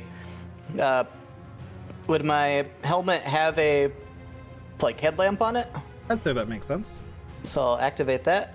Do you need me to do anything else for that, or is it? I think do we wanna pulling just- yourself up is fair enough. The others are distracted by the people shooting back at them for now. So Okay.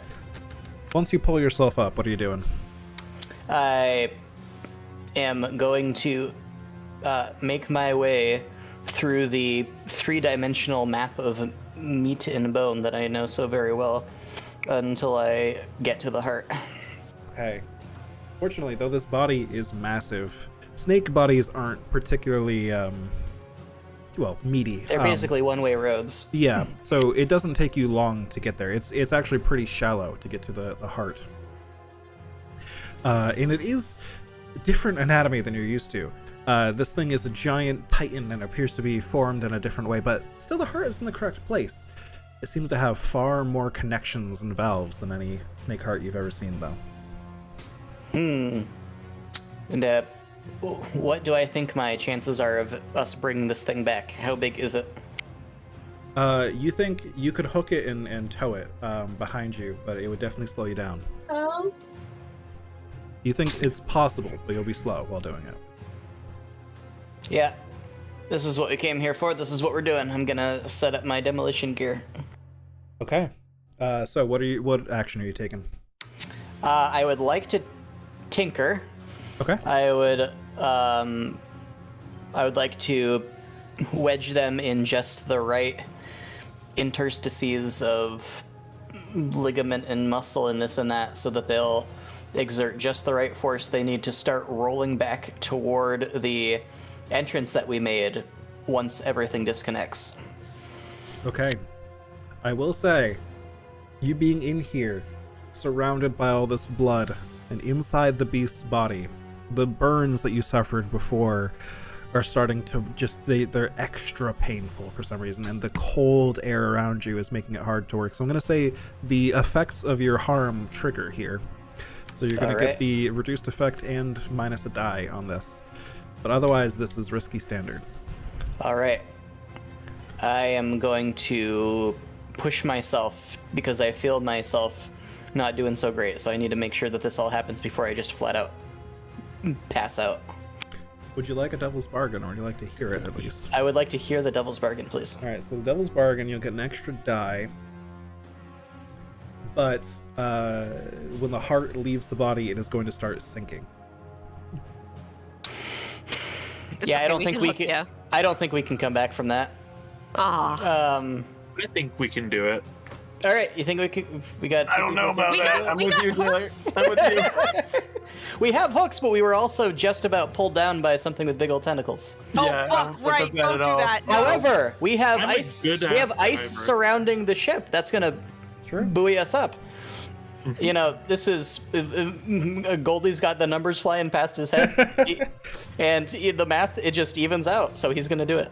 Okay. Fuck yeah. Take the devil's This bargain. is a terrible idea. You get the extra die, which cancels just- out the minus die you had. Yep. So I'm gonna have less effect, so it'll be risky for limited, correct? It'll be risky for limited, yes, unless you want to push yourself to make it standard. Limited will just let you sever some of it, not all of it. Can I push and Devil's Bargain at the same time?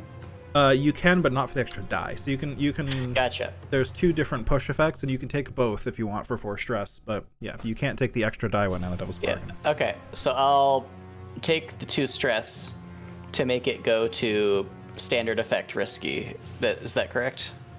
Sounds right to me.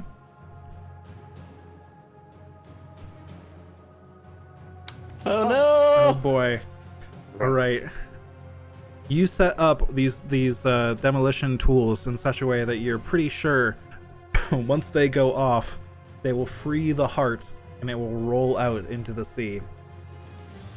But unfortunately, as you stand here in this body, in this nasty situation with the blood all around you, you feel that blood seeping into the gunshot wound you had before. And you're going to take another level 2 blood burn. And that happens before you're able to really pull the trigger. That just sharp pain almost incapacitates you. You are tough as nails, but you're running out of harm slots here. And it's getting pretty tough for you to go on.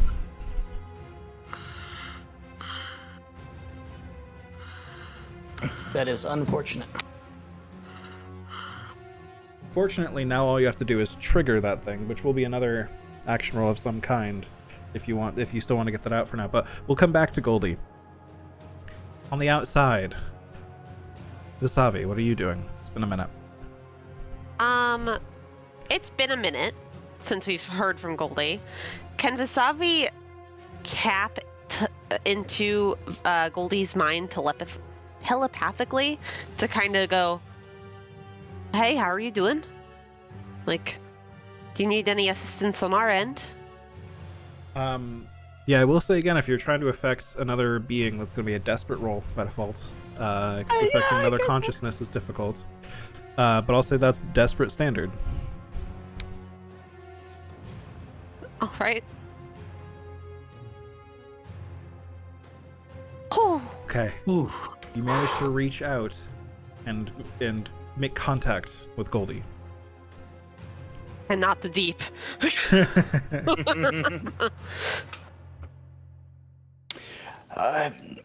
I've been better. The good news is I've got more blood in my body than I did a few moments ago, I think. The bad news is it's not mine, I don't think. But I'm going to trigger the explosion. It'll be coming very soon. Can you have someone ready to hook the thing up? I don't know that I have the strength to do it. Yep. I'll hook it. Vasavi responds. I can't accent right. Sure, I can do that for you. Keep hold of the target, and we'll take you with us. I will do my level best. And I am going to instruct Chris to ready up the hook. And perfect timing. I was about to ask, what is Chris doing? That's... Ooh, interesting. Let me know if this is okay to do. Mm-hmm. I'm gonna hand my rifle to Ilith, because I've seen her use a gun at least, and I'm gonna say, take out the spotlight. And then I'm gonna take the tools and jump out and and try to do what Goldie asked. Okay, so if you're going to jump into the water, you will be taking... Well, I'll ask, what action are you doing to get these tools and things over there? To tinker.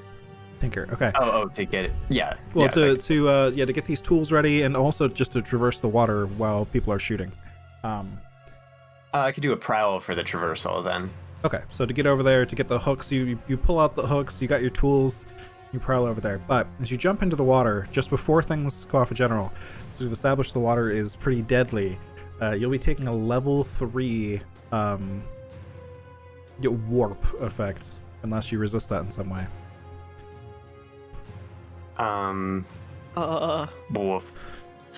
No, things have gone bullshit. I feel like this is just what I have to accept in this situation. Does that mean you need help? Yeah, actually, no. Why don't I just take the armor? He did the scuba suit thing. I have the same thing. We have another one on board. That's what I take. Okay, so you got your armor. Check off your armor box and the loadout for that as well. Yep. To establish that you've used your armor. Okay. And you resist that effect, since we've already established that you guys had these diving suits ready, that instead of just reducing the effect of the blood, get rid of it entirely, as long as they're not pierced. Go ahead and give me that prowl roll. This is risky standard. You'll get there, and it has some risk to it. All right. If they spot you, they're going to shoot you.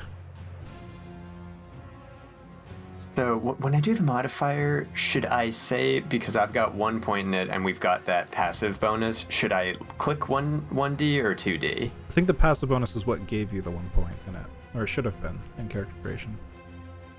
No, I definitely selected that one. Okay, so the crew bonus is that you may add 1 rating to Prowl, Finesse, or Tinker, your choice. Oh, okay. Never mind then. That's my bad. Alright, well. If you want to add that, though, that's fine. You could just add it to Prowl right now, we'll say this. I mean, yeah, that is what I will do. Alright. Okay, roll better, fucking terrible. Where'd you get so many dice from? I don't know. I hit 2. Like, I don't know why it's doing that. Oh, it should do the 2 for you because you clicked Prowl. And then the modifier with the other stuff on top of that. So let's just roll a new one with 2. I think is the easiest way to. Yeah. So do it with +0 then. Yeah. Unless you want to push yourself, etc. No. Okay. No. So you get ready to jump in the water. Before you even jump into the water and start sneaking, you're grabbing the hooks, and the gun is aimed at you. So the current harm on the table is another level 3 bullet wound. You can resist that if you wish. Yeah, I'm gonna resist it. Okay. I'll say this is a prowess resistance roll to try and either dodge the bullet or make it just a glancing shot, something like that. So I just click prowess, roll prowess. Yep, roll prowess. Success. You take Nice. 0 stress. Oh. Perfect. You manage to, I'll say this turns it into a glancing blow. So the bullet, it just kind of glances off your armor and doesn't actually penetrate and cause it to start leaking, but it does kind of like bruise your ribs a bit. So I'll say level 2 harm, bruised ribs. Also, real quick, I'm so sorry. I can't go too much past 5. So if this thinks it's gonna wrap up tonight, I'm happy to just kind of like cede control of Chris to someone else at a certain point, Oh. unless you think you're gonna do like another session. I don't think we'll do another session, but there is No, another I guess option that seemed like actually. it's gonna- If you burn through your stress ridiculously fast and just do a lot of stuff, what happens Yeah, when let you me just run do that. when you run out of stress is your character is taken out of the action for the duration. So Okay. you could burn out in a bright flame and get as much done as you can, and then you'd probably be I'm- like knocked out in the ship or something. All right, let me Are you just go back in a in the blaze of glory submarine? Call then. it good. Roll good rolls for us. I'm gonna go ham and go on a rescue mission for Goldie. So I'm just gonna like Okay. just go forward, try to attach everything again, and also try to drag him back to the ship. So All right. So how can I roll for this? you dodged that bullet before you even entered the water. So now you got to choose how you're getting from across this deadly water with people aiming at you. What's the action roll you're taking to get over there? Okay, I'm going to. It's gonna be a prowl for sure. And I'm gonna try to go like just under the surface and do a little serpentine. Okay, so that's a prowl roll. Would you like to push yourself? Absolutely. All right. Wasabi would like to help, if possible. Okay, can you describe how you're assisting? I am going to, instead of tapping into ice magic, because obviously there's other things wanting to do ice magic around me, I'm going to use like some air magic to kind of push like a bubble out to basically to propel Chris forward faster while they're sneaking. Okay. Can I also time my shot just as Chris jumps into the water to hopefully Let's get handle some that more first. cover? We'll say that's a setup action, and that is risky standard for whatever roll you're Alright. taking here. Let's see. I want to aim at the spotlight. I want to shatter the bulb. And just shut it down. So since I'm aiming for a specific point with a sniper, can I call that finesse? You can indeed. That works for me. So this is risky standard. All right. Can I upgrade it to desperate great? You can. Oh. Desperate great. And I'm gonna use my Daredevil ability. When you roll a desperate action, you get +1d to your roll. If you also take -1d to any resistance rolls against. All right. Sounds good. There we go. Full success. Great success. With the great effect. We'll say you hit the spotlight, which would have been standard, but you hit it not just in the bulb, but like in the electronic bits, and it sort of sparks fly everywhere, and everyone up on the boat has to take cover and shield their eyes for a moment, giving Chris a perfect opportunity. So Chris, this actually becomes controlled. Okay, controlled, and I have You have some help from me because I'm Have pushing a some little help? bubble at you. so I have +2 from my push myself and from That's correct. from Vasavi. All right, let's see if I can fuck this up somehow. I added a stress, by the way. For real. Partial success.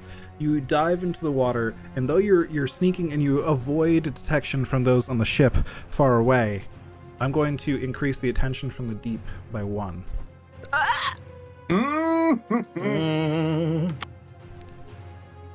So you're on the edge there, but you've made it over. You've got the hooks in position, ready to work with the heart as soon as it's happening. All right, and Samwise Gamgee style, I'm picking up Goldie. All right, and Goldie. we're going. God damn it! What you I doing? can hear you. You got the detonator ready.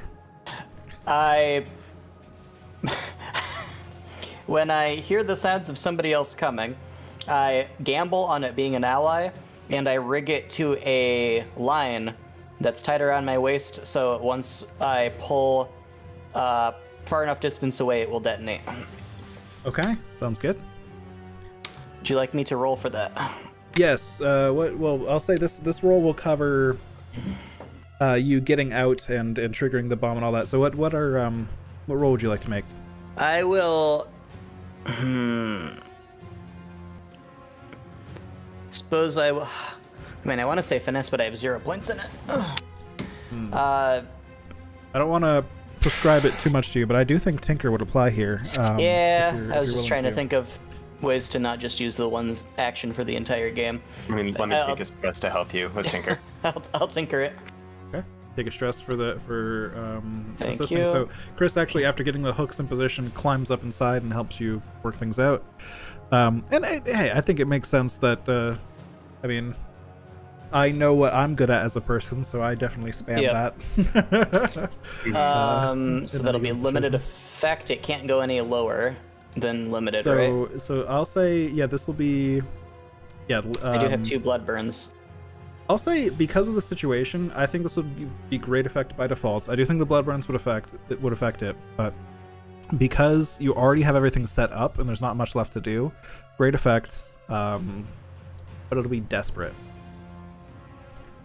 So it'll be desperate, great by default for a Tinker check. Okay, and my modifier is going to be. Is that +1 from the assistance, or is it? It's just going to be at -1. So that'll cancel out your -1, and then so all right. In total it'll be desperate risk or desperate standard because of your reduced effect. Okay. No! Okay. Both of you dive out of the beast, ready to trigger the explosion and try to catch the heart with the hooks. You dive out and the line breaks and does not successfully trigger the heart, but you're outside of the beast now. I'll say that's the only consequence is you just have no effect, 0 effect completely. So there's still a detonator to be detonated. What are you guys doing? We've got to go back Going back in. No, I've got this one. I've lived a long life. All right. Chris, with the hero moment, what are you doing, Chris? I'm going back in, and I'm like manually setting the detonator. I guess I'm not sure exactly what the mechanics of this. The detonator's set up still, but there's like a line leading to it, and somebody needs to grab it. The line is now short, so you're gonna have to pull that line. You'll be a little close to the blast, but yeah. you'll Okay, be so straight. I'm pulling it, and all right. So what action roll? How do you perceive Chris approaching this problem? I'm trying to picture like the actual physical layout of it, but she's gonna just like, I mean, as a town, she's pretty tough, so just kind of going full adrenaline mode, just grasping the line and just heaving it closer and like reattaching it. If I'm something like that, I'm struggling to figure out what what this mechanism is looking like on the inside. Yeah, but... I mean, I think that could be either finesse or hunt. If you're just trying to work this mechanism really quickly, and I mean, it's a dangerous situation you're diving into here. I feel like that could work. Yeah, and I'll do a hunt then. Okay, so this will be desperate great again. Okay, now if I were to push myself and reach max, could I then just like be like done but somehow get back to the ship, or am I like passed out on the spot? Yeah, I think that's possible. Yeah, it's not like being passed out on the spot. You'll probably like retreat to the ship and be either in such bad like health condition or mental condition that you just couldn't go on. All right, then this will be my final action, because that'll get me to max stress. My final message: save the world. So that's going to be +1 from the push, and then risky standard, or is it something else? This would be desperate great, unless you want to trade it. You could do risky standard if you wanted to trade it. Desperate great for sure. It's game time. All right. Oh, get him! Oh. Partial success. You got a 5 in there. So. Right. That kind of makes sense with what's going on. Yeah, you dive out of the snake, you pull the string, and the explosion kind of forces you out ahead of the heart, and you splash into the water. And I'll say that the consequence is, yes, you take some harm on the way. You're going to take level 3 harm exploded, and you'll kind of like skip and skim along the water and get pretty close to the ship, and you're in rough fucking shape. Yeah. In the darkness of night, can one of us reach out and pull Chris's body into the ship? We'll work on that in a second. We'll get back to that. Oh, okay. Sorry. Anything else you want to add, Chris? Before, I know you're already pretty late for you, but I'm just gonna, as I start to kind of sink under the surface, Terminator style, gonna hold up a thumbs up and hope someone grabs me. Excellent. Good luck, everyone. Thank you so much for joining us. Oh, dude, this was super fun. Thanks for having me, guys. All right. Talk to you later. Have a good one. All right. So, that's the current situation. Goldie, blood and guts from the inside of the snake scatter over your head and into the water between you and the ship. And Vasavi and Ilith over there, Chris's body is now slowly sinking into the water as she has impacted the hull of the vessel. Who's doing what? You get that, Vasavi? Vasavi says yes, and says, I don't want to touch the water though, so do you mind if I use my magic to kind of get it up? Yeah, I'll cover you. And if there's anyone aiming, I want to shoot them. Okay, I'll consider that an assistance roll then, or an assistance All right. for Vasavi. All right. So 1 stress for Ilith. Yep. That's great. No. So Vasavi knows that when we get this thing and bring it back, we gotta split it 4 ways. Oh, the heart is what you're talking about? Mm-hmm. Chris's body is also sinking. No, yeah, no, I know. Okay, just checking. 3 ways sounds a lot better. So Vasavi's going to pretend to cast, and under the guise of all he has to do is motions, going to pretend to cast and just let Chris sink. What action roll are you doing for that? I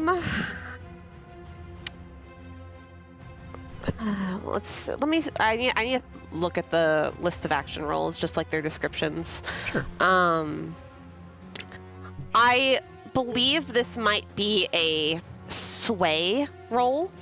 I think that makes sense. Seeing as how I am trying to basically only convince Ilith that I am actually attempting this spell. And I would also like to argue that Ilith is helping me, so maybe they're not paying attention as much as they would like to. I'm so sorry. Ilith is focusing on shooting, so yeah, I'd say you do get that extra die still. To be fair, I did just explode their light. Yep. Yeah. They've got to be focused on whatever I'm doing. Charlie, if you're hearing this in the future, I'm so sorry. What position and effect would this be? I'd say this is risky standard. Pretty default. All right.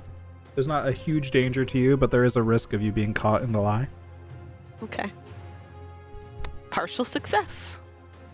Okay. You managed to mimic your cast without actually casting anything.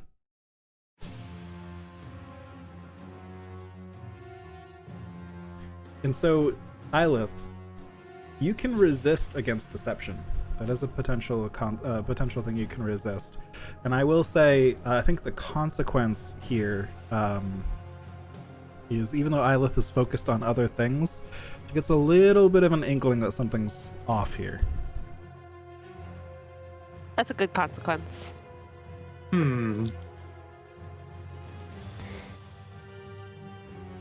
mean, I am focused on other things. It's up to you. I'm Completely not your gonna choice. resist it. I'm sorry, Charlie. Goldie could as well. Still in the water. So here's the thing. Goldie is very aware that he's not doing so great right now. He did the experiments before we set off on this mission. He knows that this blood is a mutagen, and he knows that he's got a lot of it in his system right now. Chris just risked her life to save him, went back in and tried to save the mission, and you don't just let a friend and a crewmate sink when you can do anything about it. Especially when you're, totally true. Especially when you're absolutely the grand brave leader of this crew. Totally. 100% agree with all of that. Goldie is going to, moments away from unconsciousness, dive after Chris and just hold on for all he's worth, knowing that he's still attached to the sub on a line and that they'll eventually drag the both of them back, and maybe at least one of them will be alive at that point. Okay. I'll say that's a resistance roll then, as you're trying to resist Chris sinking. All right. So I think either prowess or resolve could work here, because you're fighting against your wounds, All right. but you're also trying to dive deep and like swim quickly. I think resolve out of the two of them, because you're also trying to hold on for dear life. Okay. So I do roll resolve, and can I add any modifiers to that? I don't believe so. Okay. No. In resistance roll, you just take it. The full success. 0 stress. You manage to hold on for dear life. You wrap yourself around Chris. Neither of you have much air in these diving suits, but it's enough to get you out of here, hopefully. You're still conscious, Goldie. You're still holding on. And now both you and Chris are attached to the sub. Ashley is happy because I'm not the asshole anymore. Yep, perfect. But Savi is gonna go shit, and then if Aelith kind of looks at me, I'm gonna be like, "Oh, my magic didn't work, but it looks like Goldie has her, so it should be okay." All right. Are they coming up? I think we need to reel them in. Oh no, the line, it broke. Speaking of reeling things in, as Goldie dove in to save Chris, just spurring the action on here, the heart rolls out of the body, and now there's no one over there to hook it. Oh, And it begins to motherfucker. sink in accordance with the devil's bargain that was taken earlier. Oh dear. I would love to include. I need to ask a question about my loadout item that I'm trying to bring out here. A lightning hook?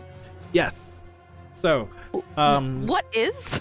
in the setting by default, maybe we can just reflavor this to some sort of arcane implement you have. But ghosts don't like lightning. Lightning is a way to trap ghosts in Blades in the Dark. So lightning hooks are used in order to essentially deal with ghosts, whether that's hooking them to capture them, or just using it as a weapon, or things of that nature. So as, the nature of this job is, I would like to argue that maybe I had refined the lightning hook to be kind of one of those, like, expel out and basically turn it into, like, a little, like, capture thing. Like Like a So like a grappling hook, harpoon? like a grappling hook, but, like, it just kind of, like, secures onto the item I want to grab, and then, like, it's connected and reels in. Okay. Where does the magic element come in, though? You are a whisper. The magic element is, the line isn't a line, it is a magical connection between me and the hook. Sounds good. All right, so you can mark that off in your loadout. Just take the lightning hook to make it easy. And yeah, you've All got right. this tool that lets you fire out like a claw to grab something.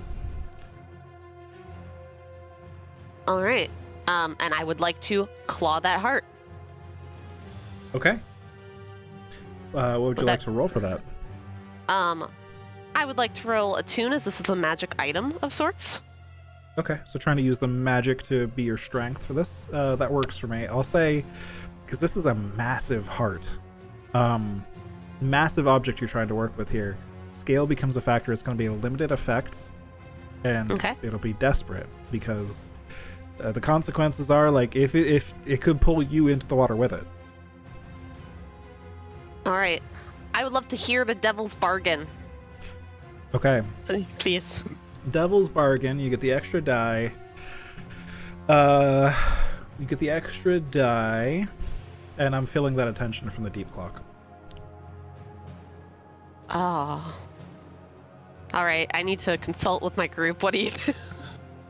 That clock is terrifying. That clock is terrifying. And However, there's a 100% chance when I go to start the submarine again, it's filling up. so it's gonna fill up anyways, is what I'm hearing.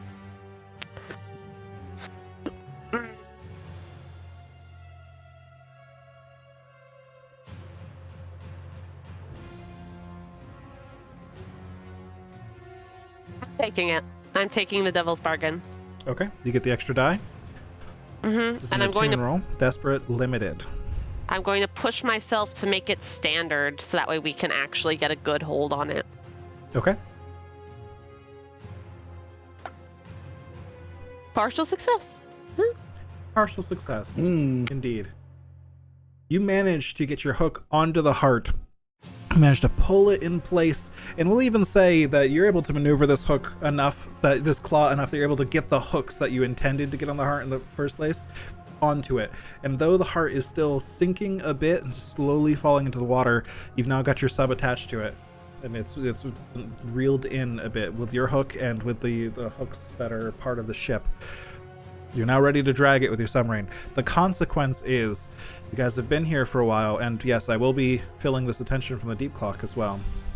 You guys have been here for a while, you've been fighting, you've been causing noise, and you can see behind the ship that you've frozen, other ships are starting to move into position around other folds in the snake. As we get into position there and we see this happening, Vasavi, who's super shaky at this point because their stress is super high, is going to just scream out for Ilith to drive. All right, I guess I'll step on it. What action are you Jump taking? back. I'm not trying to go sneaky at all. I want to just anymore. Go fast, get out. So finesse. Okay. I will say, because of the attention from the deep and many guns on you above, this will be desperate.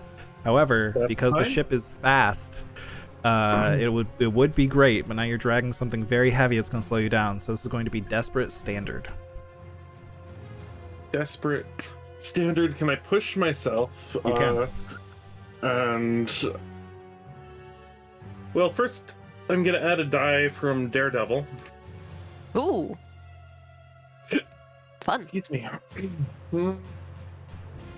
And I'm gonna use the pushing myself to make it great, I think. Okay, so this will be desperate great. Full success. Oh.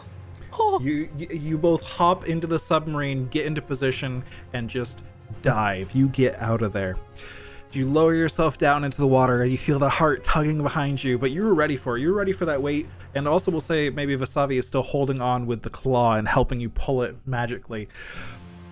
For flavor, I would like to think of this as like, it looks like a chain of like moonlight basically, and it's like wrapped around his arm going out, and maybe like it goes through the submarine because it's magical, and so it's not actually physically there. Love and it. that's where it's kind of dangling. So one of their arms is basically occupied holding onto this thing. Sounds good. So you got that chain and you're just pulling on it with all your might.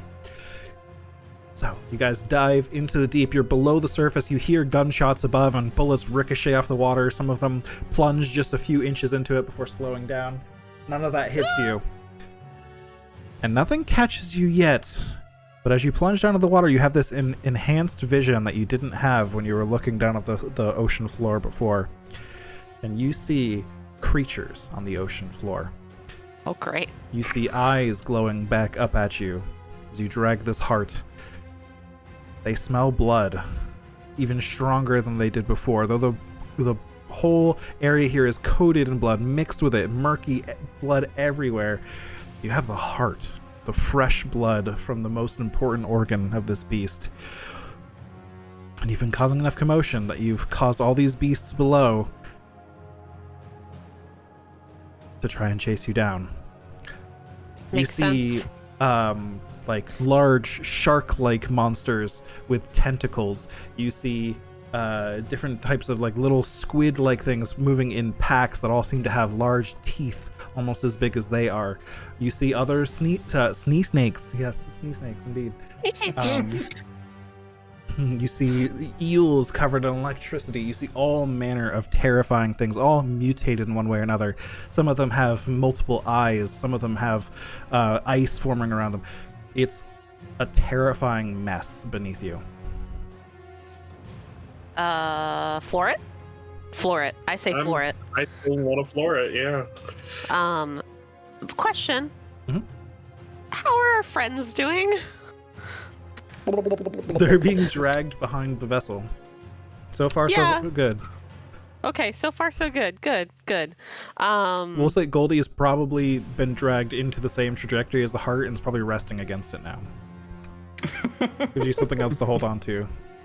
Nice. I hope the heart isn't sucking me in. Thankfully, not jeez. yet. We'll see what future consequences. Am I bring. getting meat glued onto it by the blood? Where are they connected? Like, are they connected outside? Like, we can't reel them in from inside, right? They're connected by basically the same hooks that the heart are. So it's an another outside line that hook. Okay, connects, cool. So we can't reel them in unless we go outside, which is like a death sentence. So I'm just gonna say out loud, hopefully, Goldie can hold on for longer than we can drive. All right, who's doing what? What's happening here? I want to keep punching it. We've got to get out of here. All right, I'm gonna start a new clock. Not the clocks. Oh no. I'm gonna Is start it- 2 clocks actually. Is it a clock of getting away? Getting away clock? Escape? Indeed. Escape? These won't show their name until I've activated them at least once. But you've got. I'm gonna move attention from the deep over here. You've got caught by the deep and escape for your 2 clocks, and escape is actually a 6 clock, not a 4 clock. There we go. Oh boy. Holy shit. What are you doing? We're going. Flooring it's a good idea. What action are you Right. taking? Still finesse? Go for it. I would Dang. like to. This isn't setting up the flooring it. I would like to use some of my magical ability to make a sort of force field around the vessel, if possible. Okay. With what intention? Basically something that would either A, intimidate the creatures to kind of make them hesitate a bit to try to latch on, or B, injure them if they touch so they like kind of recoil a bit. Either option, if one of them is able to be done versus the other. Okay.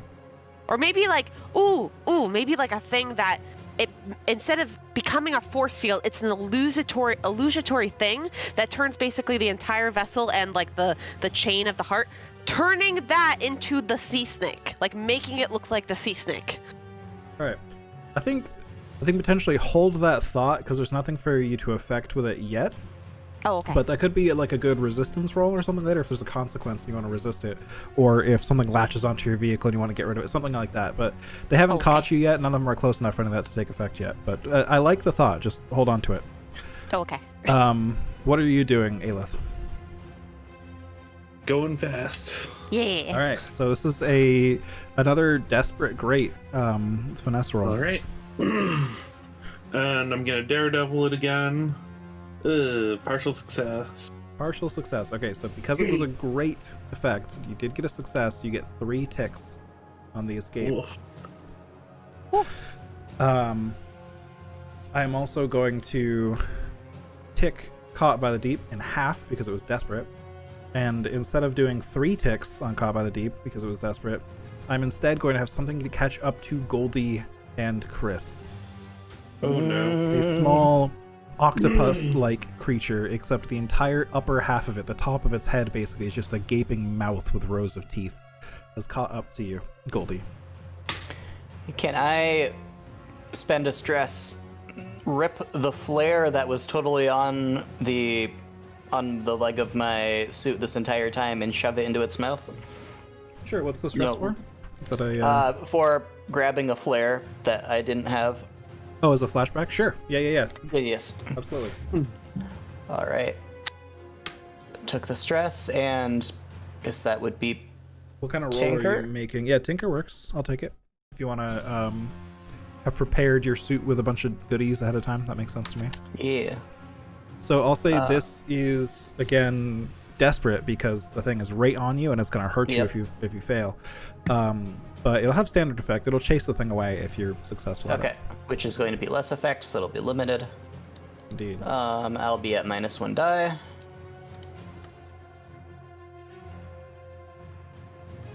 Partial success. You're struggling to hold on to the line that's pulling you through the water, and your entire body is in pain right now, and you're barely on the edge of consciousness. So you pull the flare free, stick it in this thing's mouth, but you're just too slow to pull your hand out in time. It's gonna chomp down on your hand. Ouch. Fortunately, you did get a success, so I'm gonna say that, and with limited effect, you do chase it away a little bit. It recoils back after the flare starts to burn its mouth. It kind of chomps at it and slows down a little bit. So instead of actually biting down on your hand entirely, you're just gonna get scraped up a bit. So I'll say level 1 harm scraped up. Thank you. Of course. And it's still an imminent threat. It's still near you, but it hasn't actually attacked you fully yet. Who's doing what? Anybody can take an action here. I am going to notice some of the deep starting to get a little closer, and I'm going to use some magic to help out Ilith's go fast. Again, with that little air bubble of propel more sort of thing. Okay, so this will be a setup action, I'm thinking here. Oh yeah, I could do that. Alright. Here, I will roll for a setup. Is that risky standard, or should I change it? I'll say risky standard, yeah. All right. I'm not going to add anything. Oh, no. You invoke the magic around you, trying to form an air bubble that can propel you forward. But unfortunately, the magic you find first, that you grab onto in such a desperate state, is the ice all around you. And you feel the ship, instead of getting faster, get colder as all the metal begins to creak and groan. And another bolt in the back pops open, and water starts to flow into the vessel.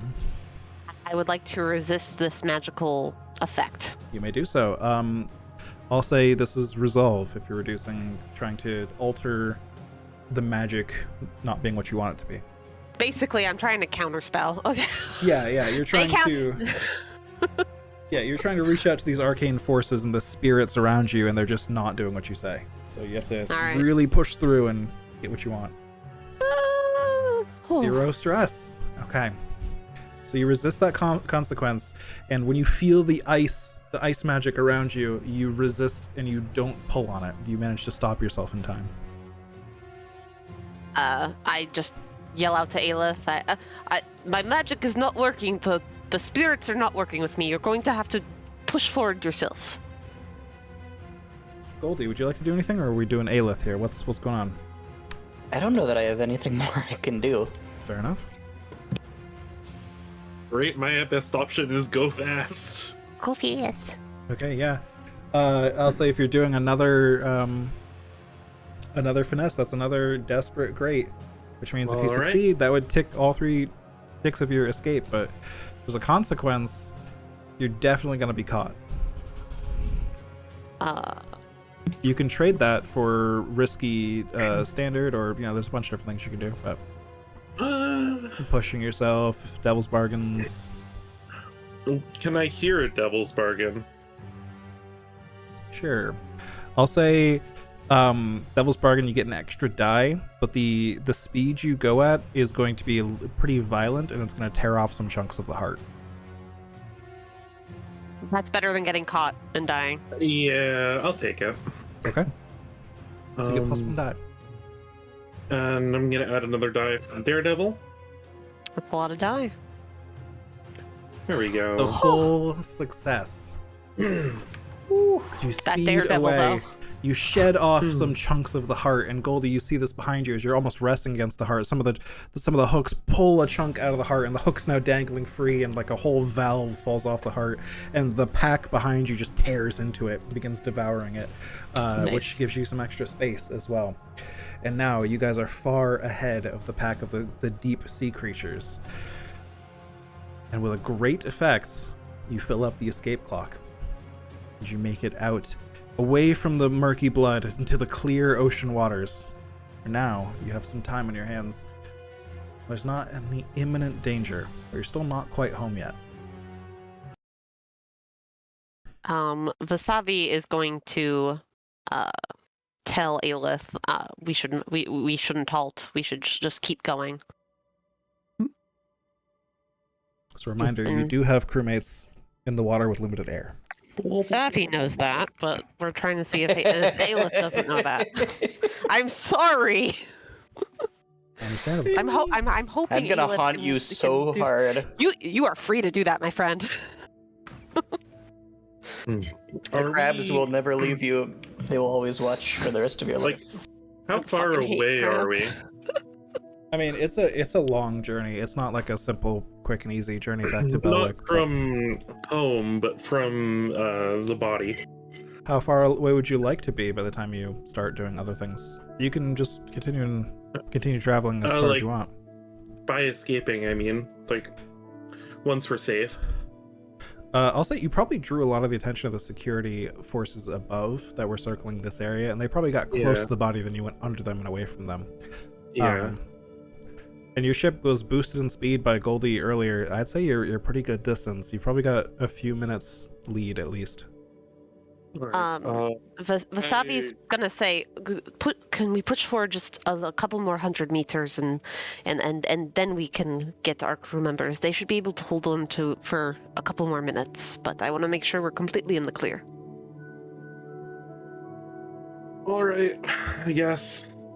We can do like a competing like sway versus like you Yeah. if you're hesitant, I mean, Sky. I'm good at command. I could command that we're going to the surface. I mean, you could if you wanted to. Sure. Like whatever you like. What are you feeling, Sky? Like, Like I'm feeling like get a tiny bit farther away from the deep TM and then surface. Yes. The deep TM, yeah. Hold on, guys. Floor it.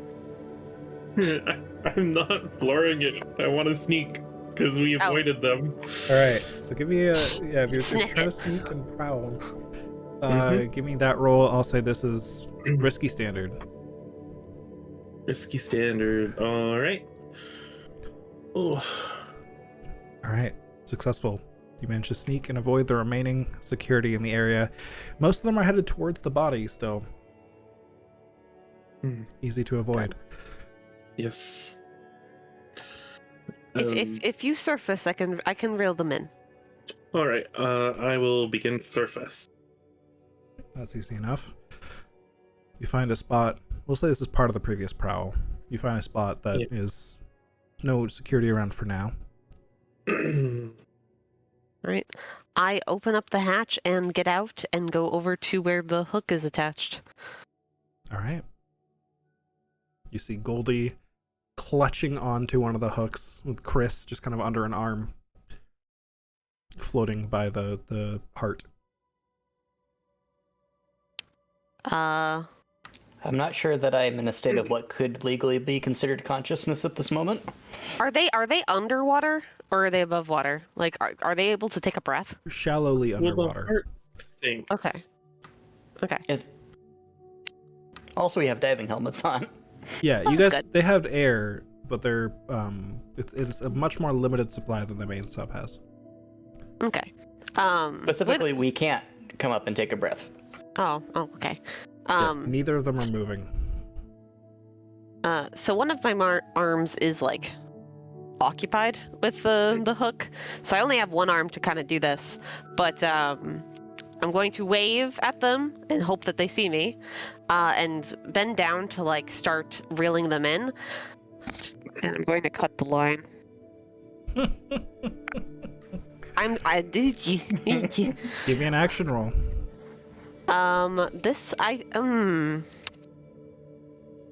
I'm trying to do this sneakily, so that way if I fail, it does not become a consequence to me. It's just more of like, oh shit, whoops, There's and then always reel a in. consequence. I know that. I know there's a consequence to my actions, but it's more of like I'm trying to be sneaky about it. So the actions have consequences. So I don't know if this would be more of a tinker thing because I am trying to mess with it and break it off, or if this is more of a prowl thing because I'm being sneaky. Depends. So it depends on the method you're doing it. You could do either if you've got a tool to like work that way. It's up to you. I was gonna say if you're trying to cut it, you might need to say in your loadout you have a knife or something. Otherwise, it's kind of pretty limited effect. Same thing with tinkering. In my loadout, I actually have burglary gear. I'm gonna just add that now. Okay. Where is that? I can't find it. Burglary gear. There it is. Add that to my loadout. I'm almost fully at my loadout, but it's okay. So I would say I have like, I assume this hook is attached to like a chain, so I have like little chain snippers, bolt breakers, scissors I think for that would be chain. demolition tools, which you gave to Goldie earlier. Gave to Goldie. But something Would that like not- burglary gear, you might be able to dismantle something with that, right? Like maybe tools to like unscrew some things or something like that. Okay. Yeah, I think that would make sense. So either way, you have something. Okay. So I'll say this is risky standard. All right. I assume this might be a tinker sort of thing? That works for me. All right. Risky standard. Risky standard tinker. Yeah, risky standard. I think if you did prowl, I'd call it controlled standard. Ooh. I will do prowl then. Okay. Oh. You start messing with it, and the shifting temperature of this vessel begins to creak, and as you try to just gently unscrew some things, it just pops in place and makes this loud sound that kind of reverberates through the metal of the vessel. With the sneakiness gone there, as probably Ilith is like, what's going on? I'm just gonna pocket my tool and then start reeling in Goldie and Chris. Because as much as I'd like to reduce the split cost, I do not want to get caught and fired or killed. Indeed. To be fair, Ilith is real good at killing things. That is her thing. So you reel them in, and you find the Goldie holding onto one of the hooks, and you can like, I mean, you can describe yourself if you want, Goldie, but I'm thinking like your hand, though you're unconscious, like it's all Vasavi can do to even get your hand off the hook, kind of deal. Like Probably yes. yeah, just fighting for dear life, tough as nails. Oh wait, you're I both probably assume Vasivi is an octopus, and I'm going to reach for a flare that isn't there to shove it into her octopus mouth. I don't have a mouth to shove into. You hit it against my mask. I don't even have anything Reflex. I already used my flare, but I forgot. Vasavi, Goldie reaches down to nothing, brings up nothing, and just kind of splashes water at you, Vasavi. Vasavi just blinks like, the fuck, man? Alright, I have both Goldie and Chris on the top of the vessel. And I'm going to carry them one at a time back into the vessel. All right. I guess if I try to grab you, Goldie, are you gonna fight me? That's Like, a very good question. Are you freaking out, or like are you? I Vasavi don't know. would talk to you. Vasavi would be like, "It's okay, we have you now."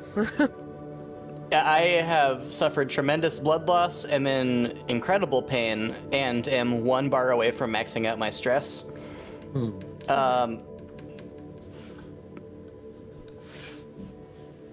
I don't know. I don't think I have the mental capacity to respond logically in any way. I don't think that I don't think that my perceptions are even remotely accurate to what's happening around me. I think I'm just kind of lay there and accept the sweet embrace of death. All right. So as you embrace the sweet embrace of death, I drop you into the hold, and you just kind of like thud. Bonk.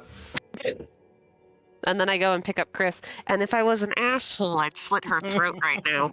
But because Charlie's not here to fight back, and I feel like that's really mean, I'm just gonna carry her back into the ship because, like, I ain't that dick, okay? It's what my character would do, but like, I need somebody to fight back in order for this to be a thing. So Chris gets dropped into the hole as well. If it's what your character would do, I have ideas. So. Uh-oh.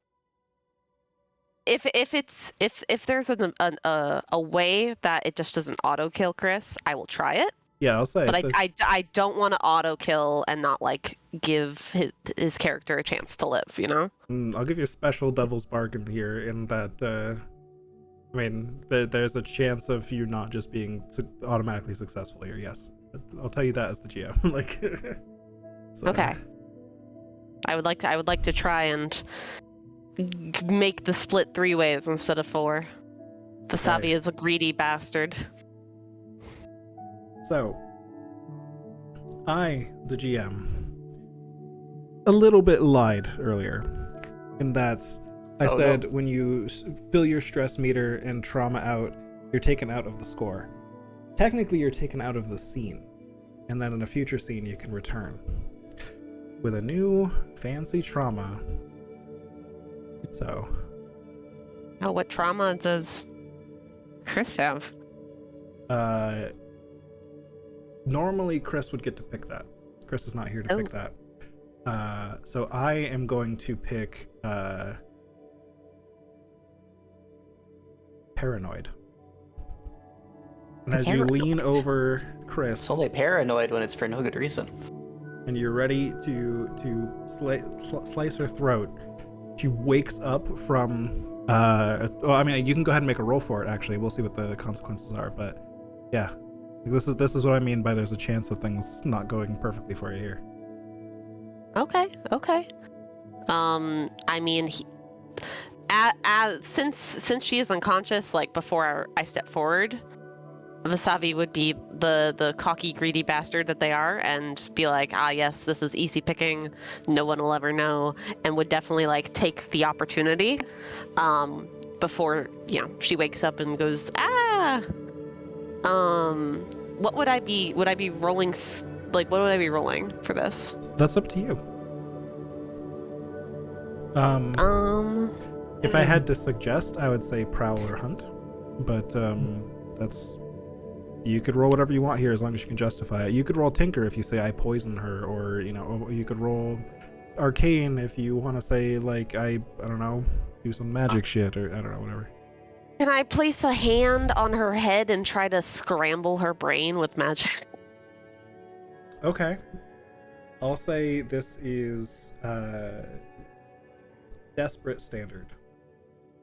All right. Desperate standard. And I do not want to push myself because that would make me pass out too. So I'm just gonna roll straight and see how it goes. Also, I want to give it a chance. I fail. You reach out with your hand, place it on Chris's forehead, and as soon as you start to summon any spark of magic at all, just reaches one hand up to grab your hand and shove it away from her, and she's just staring you dead in the eyes. And the grip around your arm is incredibly tight, almost bone crushing. I just lift my other arm up and go, "Oh, so good to see that you're awake. I was going to try and heal you with magic. Would you like to come into the ship?"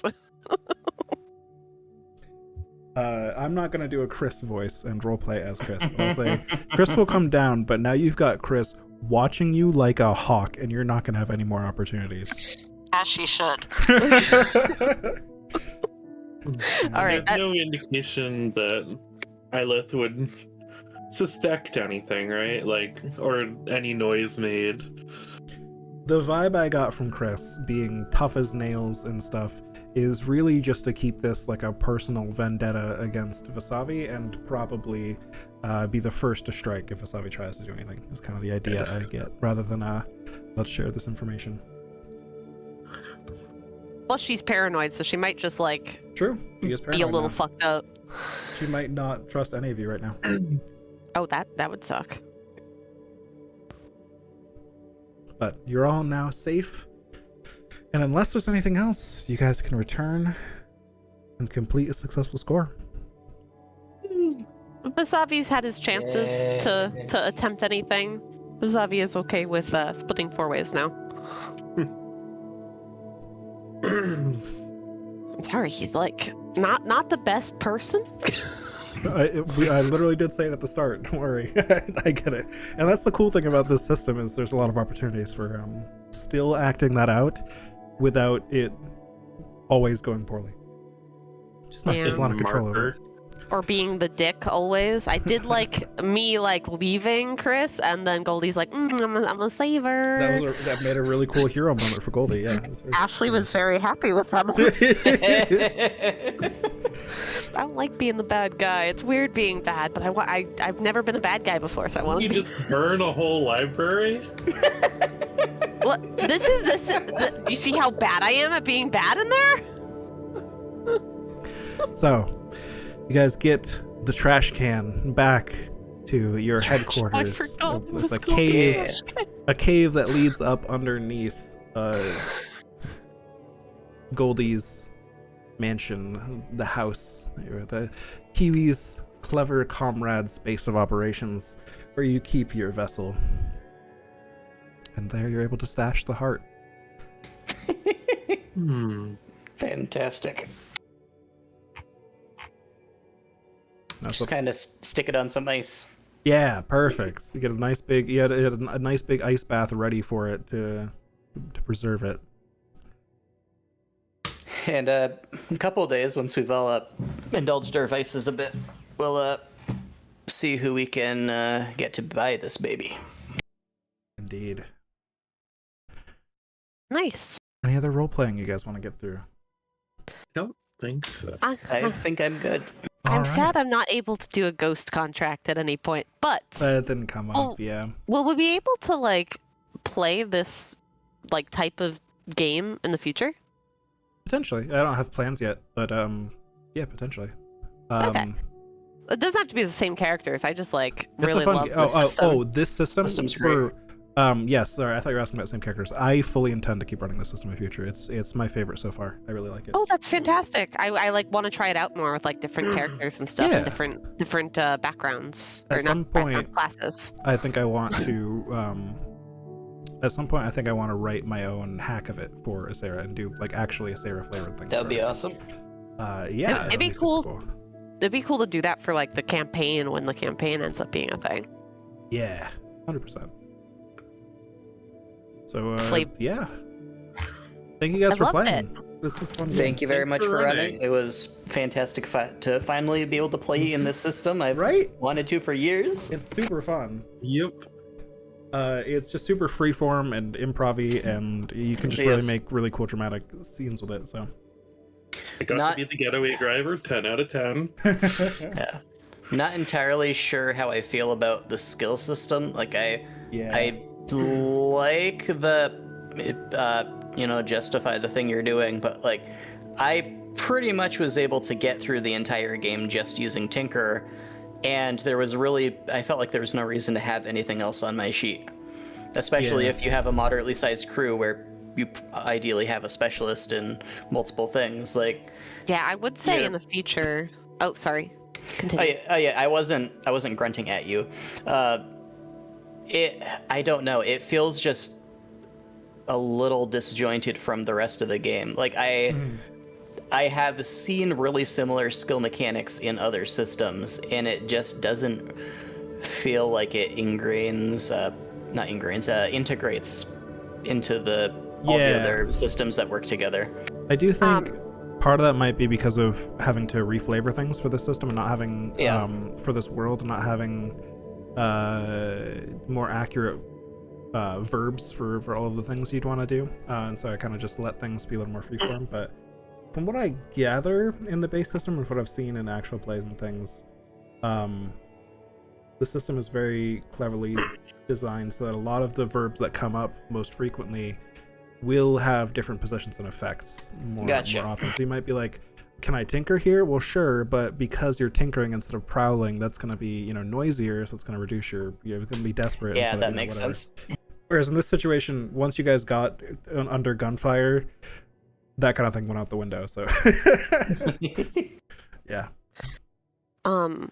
I would say when you are reworking this to match your world, one of the things I've seen people do with Monster of the Week, which this isn't Monster of the Week, but maybe you can have it be in here, is instead of us picking a skill and like explaining to you why that skill works, instead we flavor tell you exactly what we're doing. Like we just describe what we're doing, and you pick the skill based off of that. So it's sort of like if Wasabi explains like, oh yes, I took my little hook, re-engineered it, and now it's like this magical thing that comes off of me. You could argue one thing or another, or like the engineering the fucking ship and shit that was done with Tinker. Like maybe I don't know if that would work. This does feel like a system where they're encouraging you to specialize and then try to justify using your specializations as much as possible. Yeah, I think that's one of the goals. Okay. That's fine too. What happens if you roll a skill that you don't have any dots in? Roll 2, take lowest. Gotcha. Yeah. I think the trade-off there for specialization as well is you guys rolled really well for a lot of the time. We didn't have that many resistance rolls, and when you did resist, we got 6s and stuff in there. But one of the big trade-offs between specialization versus widening out your skill choices is wider skill choices get you much better defenses against consequences. Yep. That makes sense. Having like 1 dot and a 2 in command, consort, and sway gets you 4 resolve for resisting those things, right? So that's a bit of a reason to put points in other things. You can either go all out and like risk everything on all of your rolls and be very specialized, but then consequences are going to hit you hard, or you can be more spread out and maybe have less success here and there, but the consequences aren't going to hurt you as much. Yeah, for my character specifically, my resolve is like fucking crazy because I also have Iron Will, so that just basically maxed out resolve in a way with 4 dice. My prowess is real high. Yeah. But super cool. I think over the course of a longer campaign too, having more skills makes sense because like. Oh, I would you might love not go to on a like a heist every time. You might do like a deception mission, or you might do it right. There's those 6 mission types you can kind of plan around, or an assault mission, or those kind of things. So those kind of vary things out a bit and make it more useful to have more points. Like if you go make the ultimate fighter and you have no points in prowl, you're not going to be super useful when a sneaky mission comes up, right? But either way, this would be super cool to see like a character leveling up with the system. Yeah. Just because of the extra things like downtime and whatnot that we wouldn't be able to get in a 1-shot. I definitely want to see that in the future with like even a 2-shot or something like or campaign. Yeah. So the character XP thing is really cool actually. The normal structure of the game is you start with a score for the day's session, and then you go into downtime for the evening as well. And usually scores will be a little bit shorter than the kind of 1-shot we're in tonight. You'll be more used to the rules and stuff. But then you go into downtime, and during downtime, the first thing you do is track your XP you earned in the score. Which is that what these little like tabs are for like your skills and whatnot? Yep. So you have tabs under abilities and tabs under insight, prowess, and resolve.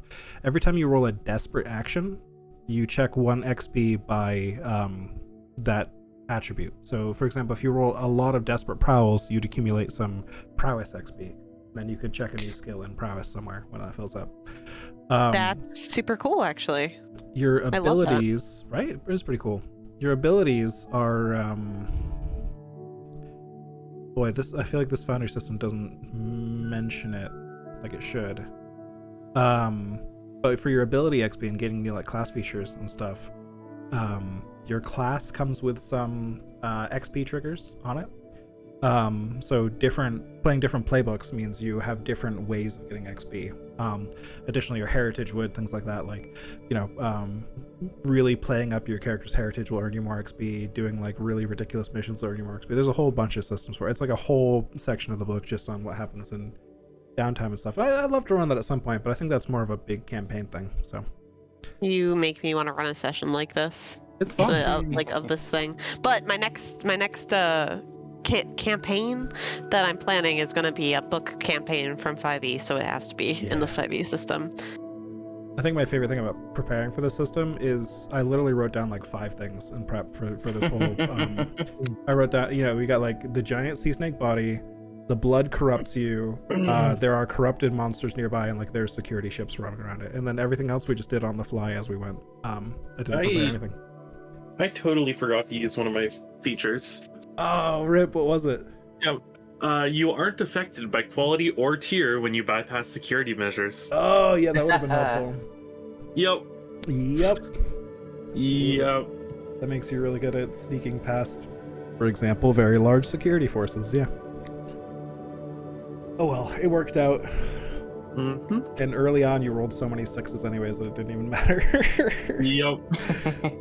We rolled so many 6s in the beginning there, and that's why we got a bunch of failures towards the end. Yeah. Well, things spiraled out and it got more and more desperate too, so the consequences started getting harder, which meant more desperate rolls, which meant, it's cool. It's a nice spiral. We would all Escalates. level up if that was the case. Oh, I remembered about halfway through that I had Daredevil, like conveniently right when I had the sniper light, and I'm like, oh hell yeah! Daredevil's a cool one. Yeah, the only one that I had that helped me, and it helped me a lot, was the resolve for basically all the ice that was going around our ship. Without the Iron Will thing, I don't think I would have succeeded in like It would have been tricky. keeping the ship from not getting frozen solid. Yeah. If you hadn't resisted that, I would have absolutely recommended stealing the other ship.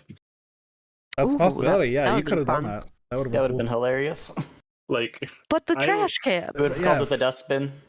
You guys my totally God. could have done this in a bunch of different ways too, right? You could have like deceived people to be like, oh no, we're just here to do some like utility work. We're here to take measurements so that they'd have better politics back we're home. researchers or something. Yeah, or or try to muscle your way through, or it's cool. It's a lot of different things. Hello. Hello. You're still alive. Hill. Nick, Yeah, I did know. you listen in on the session? Mhm. I was a dick. I wanted to include some of this post discussion on the VOD. So. yes. I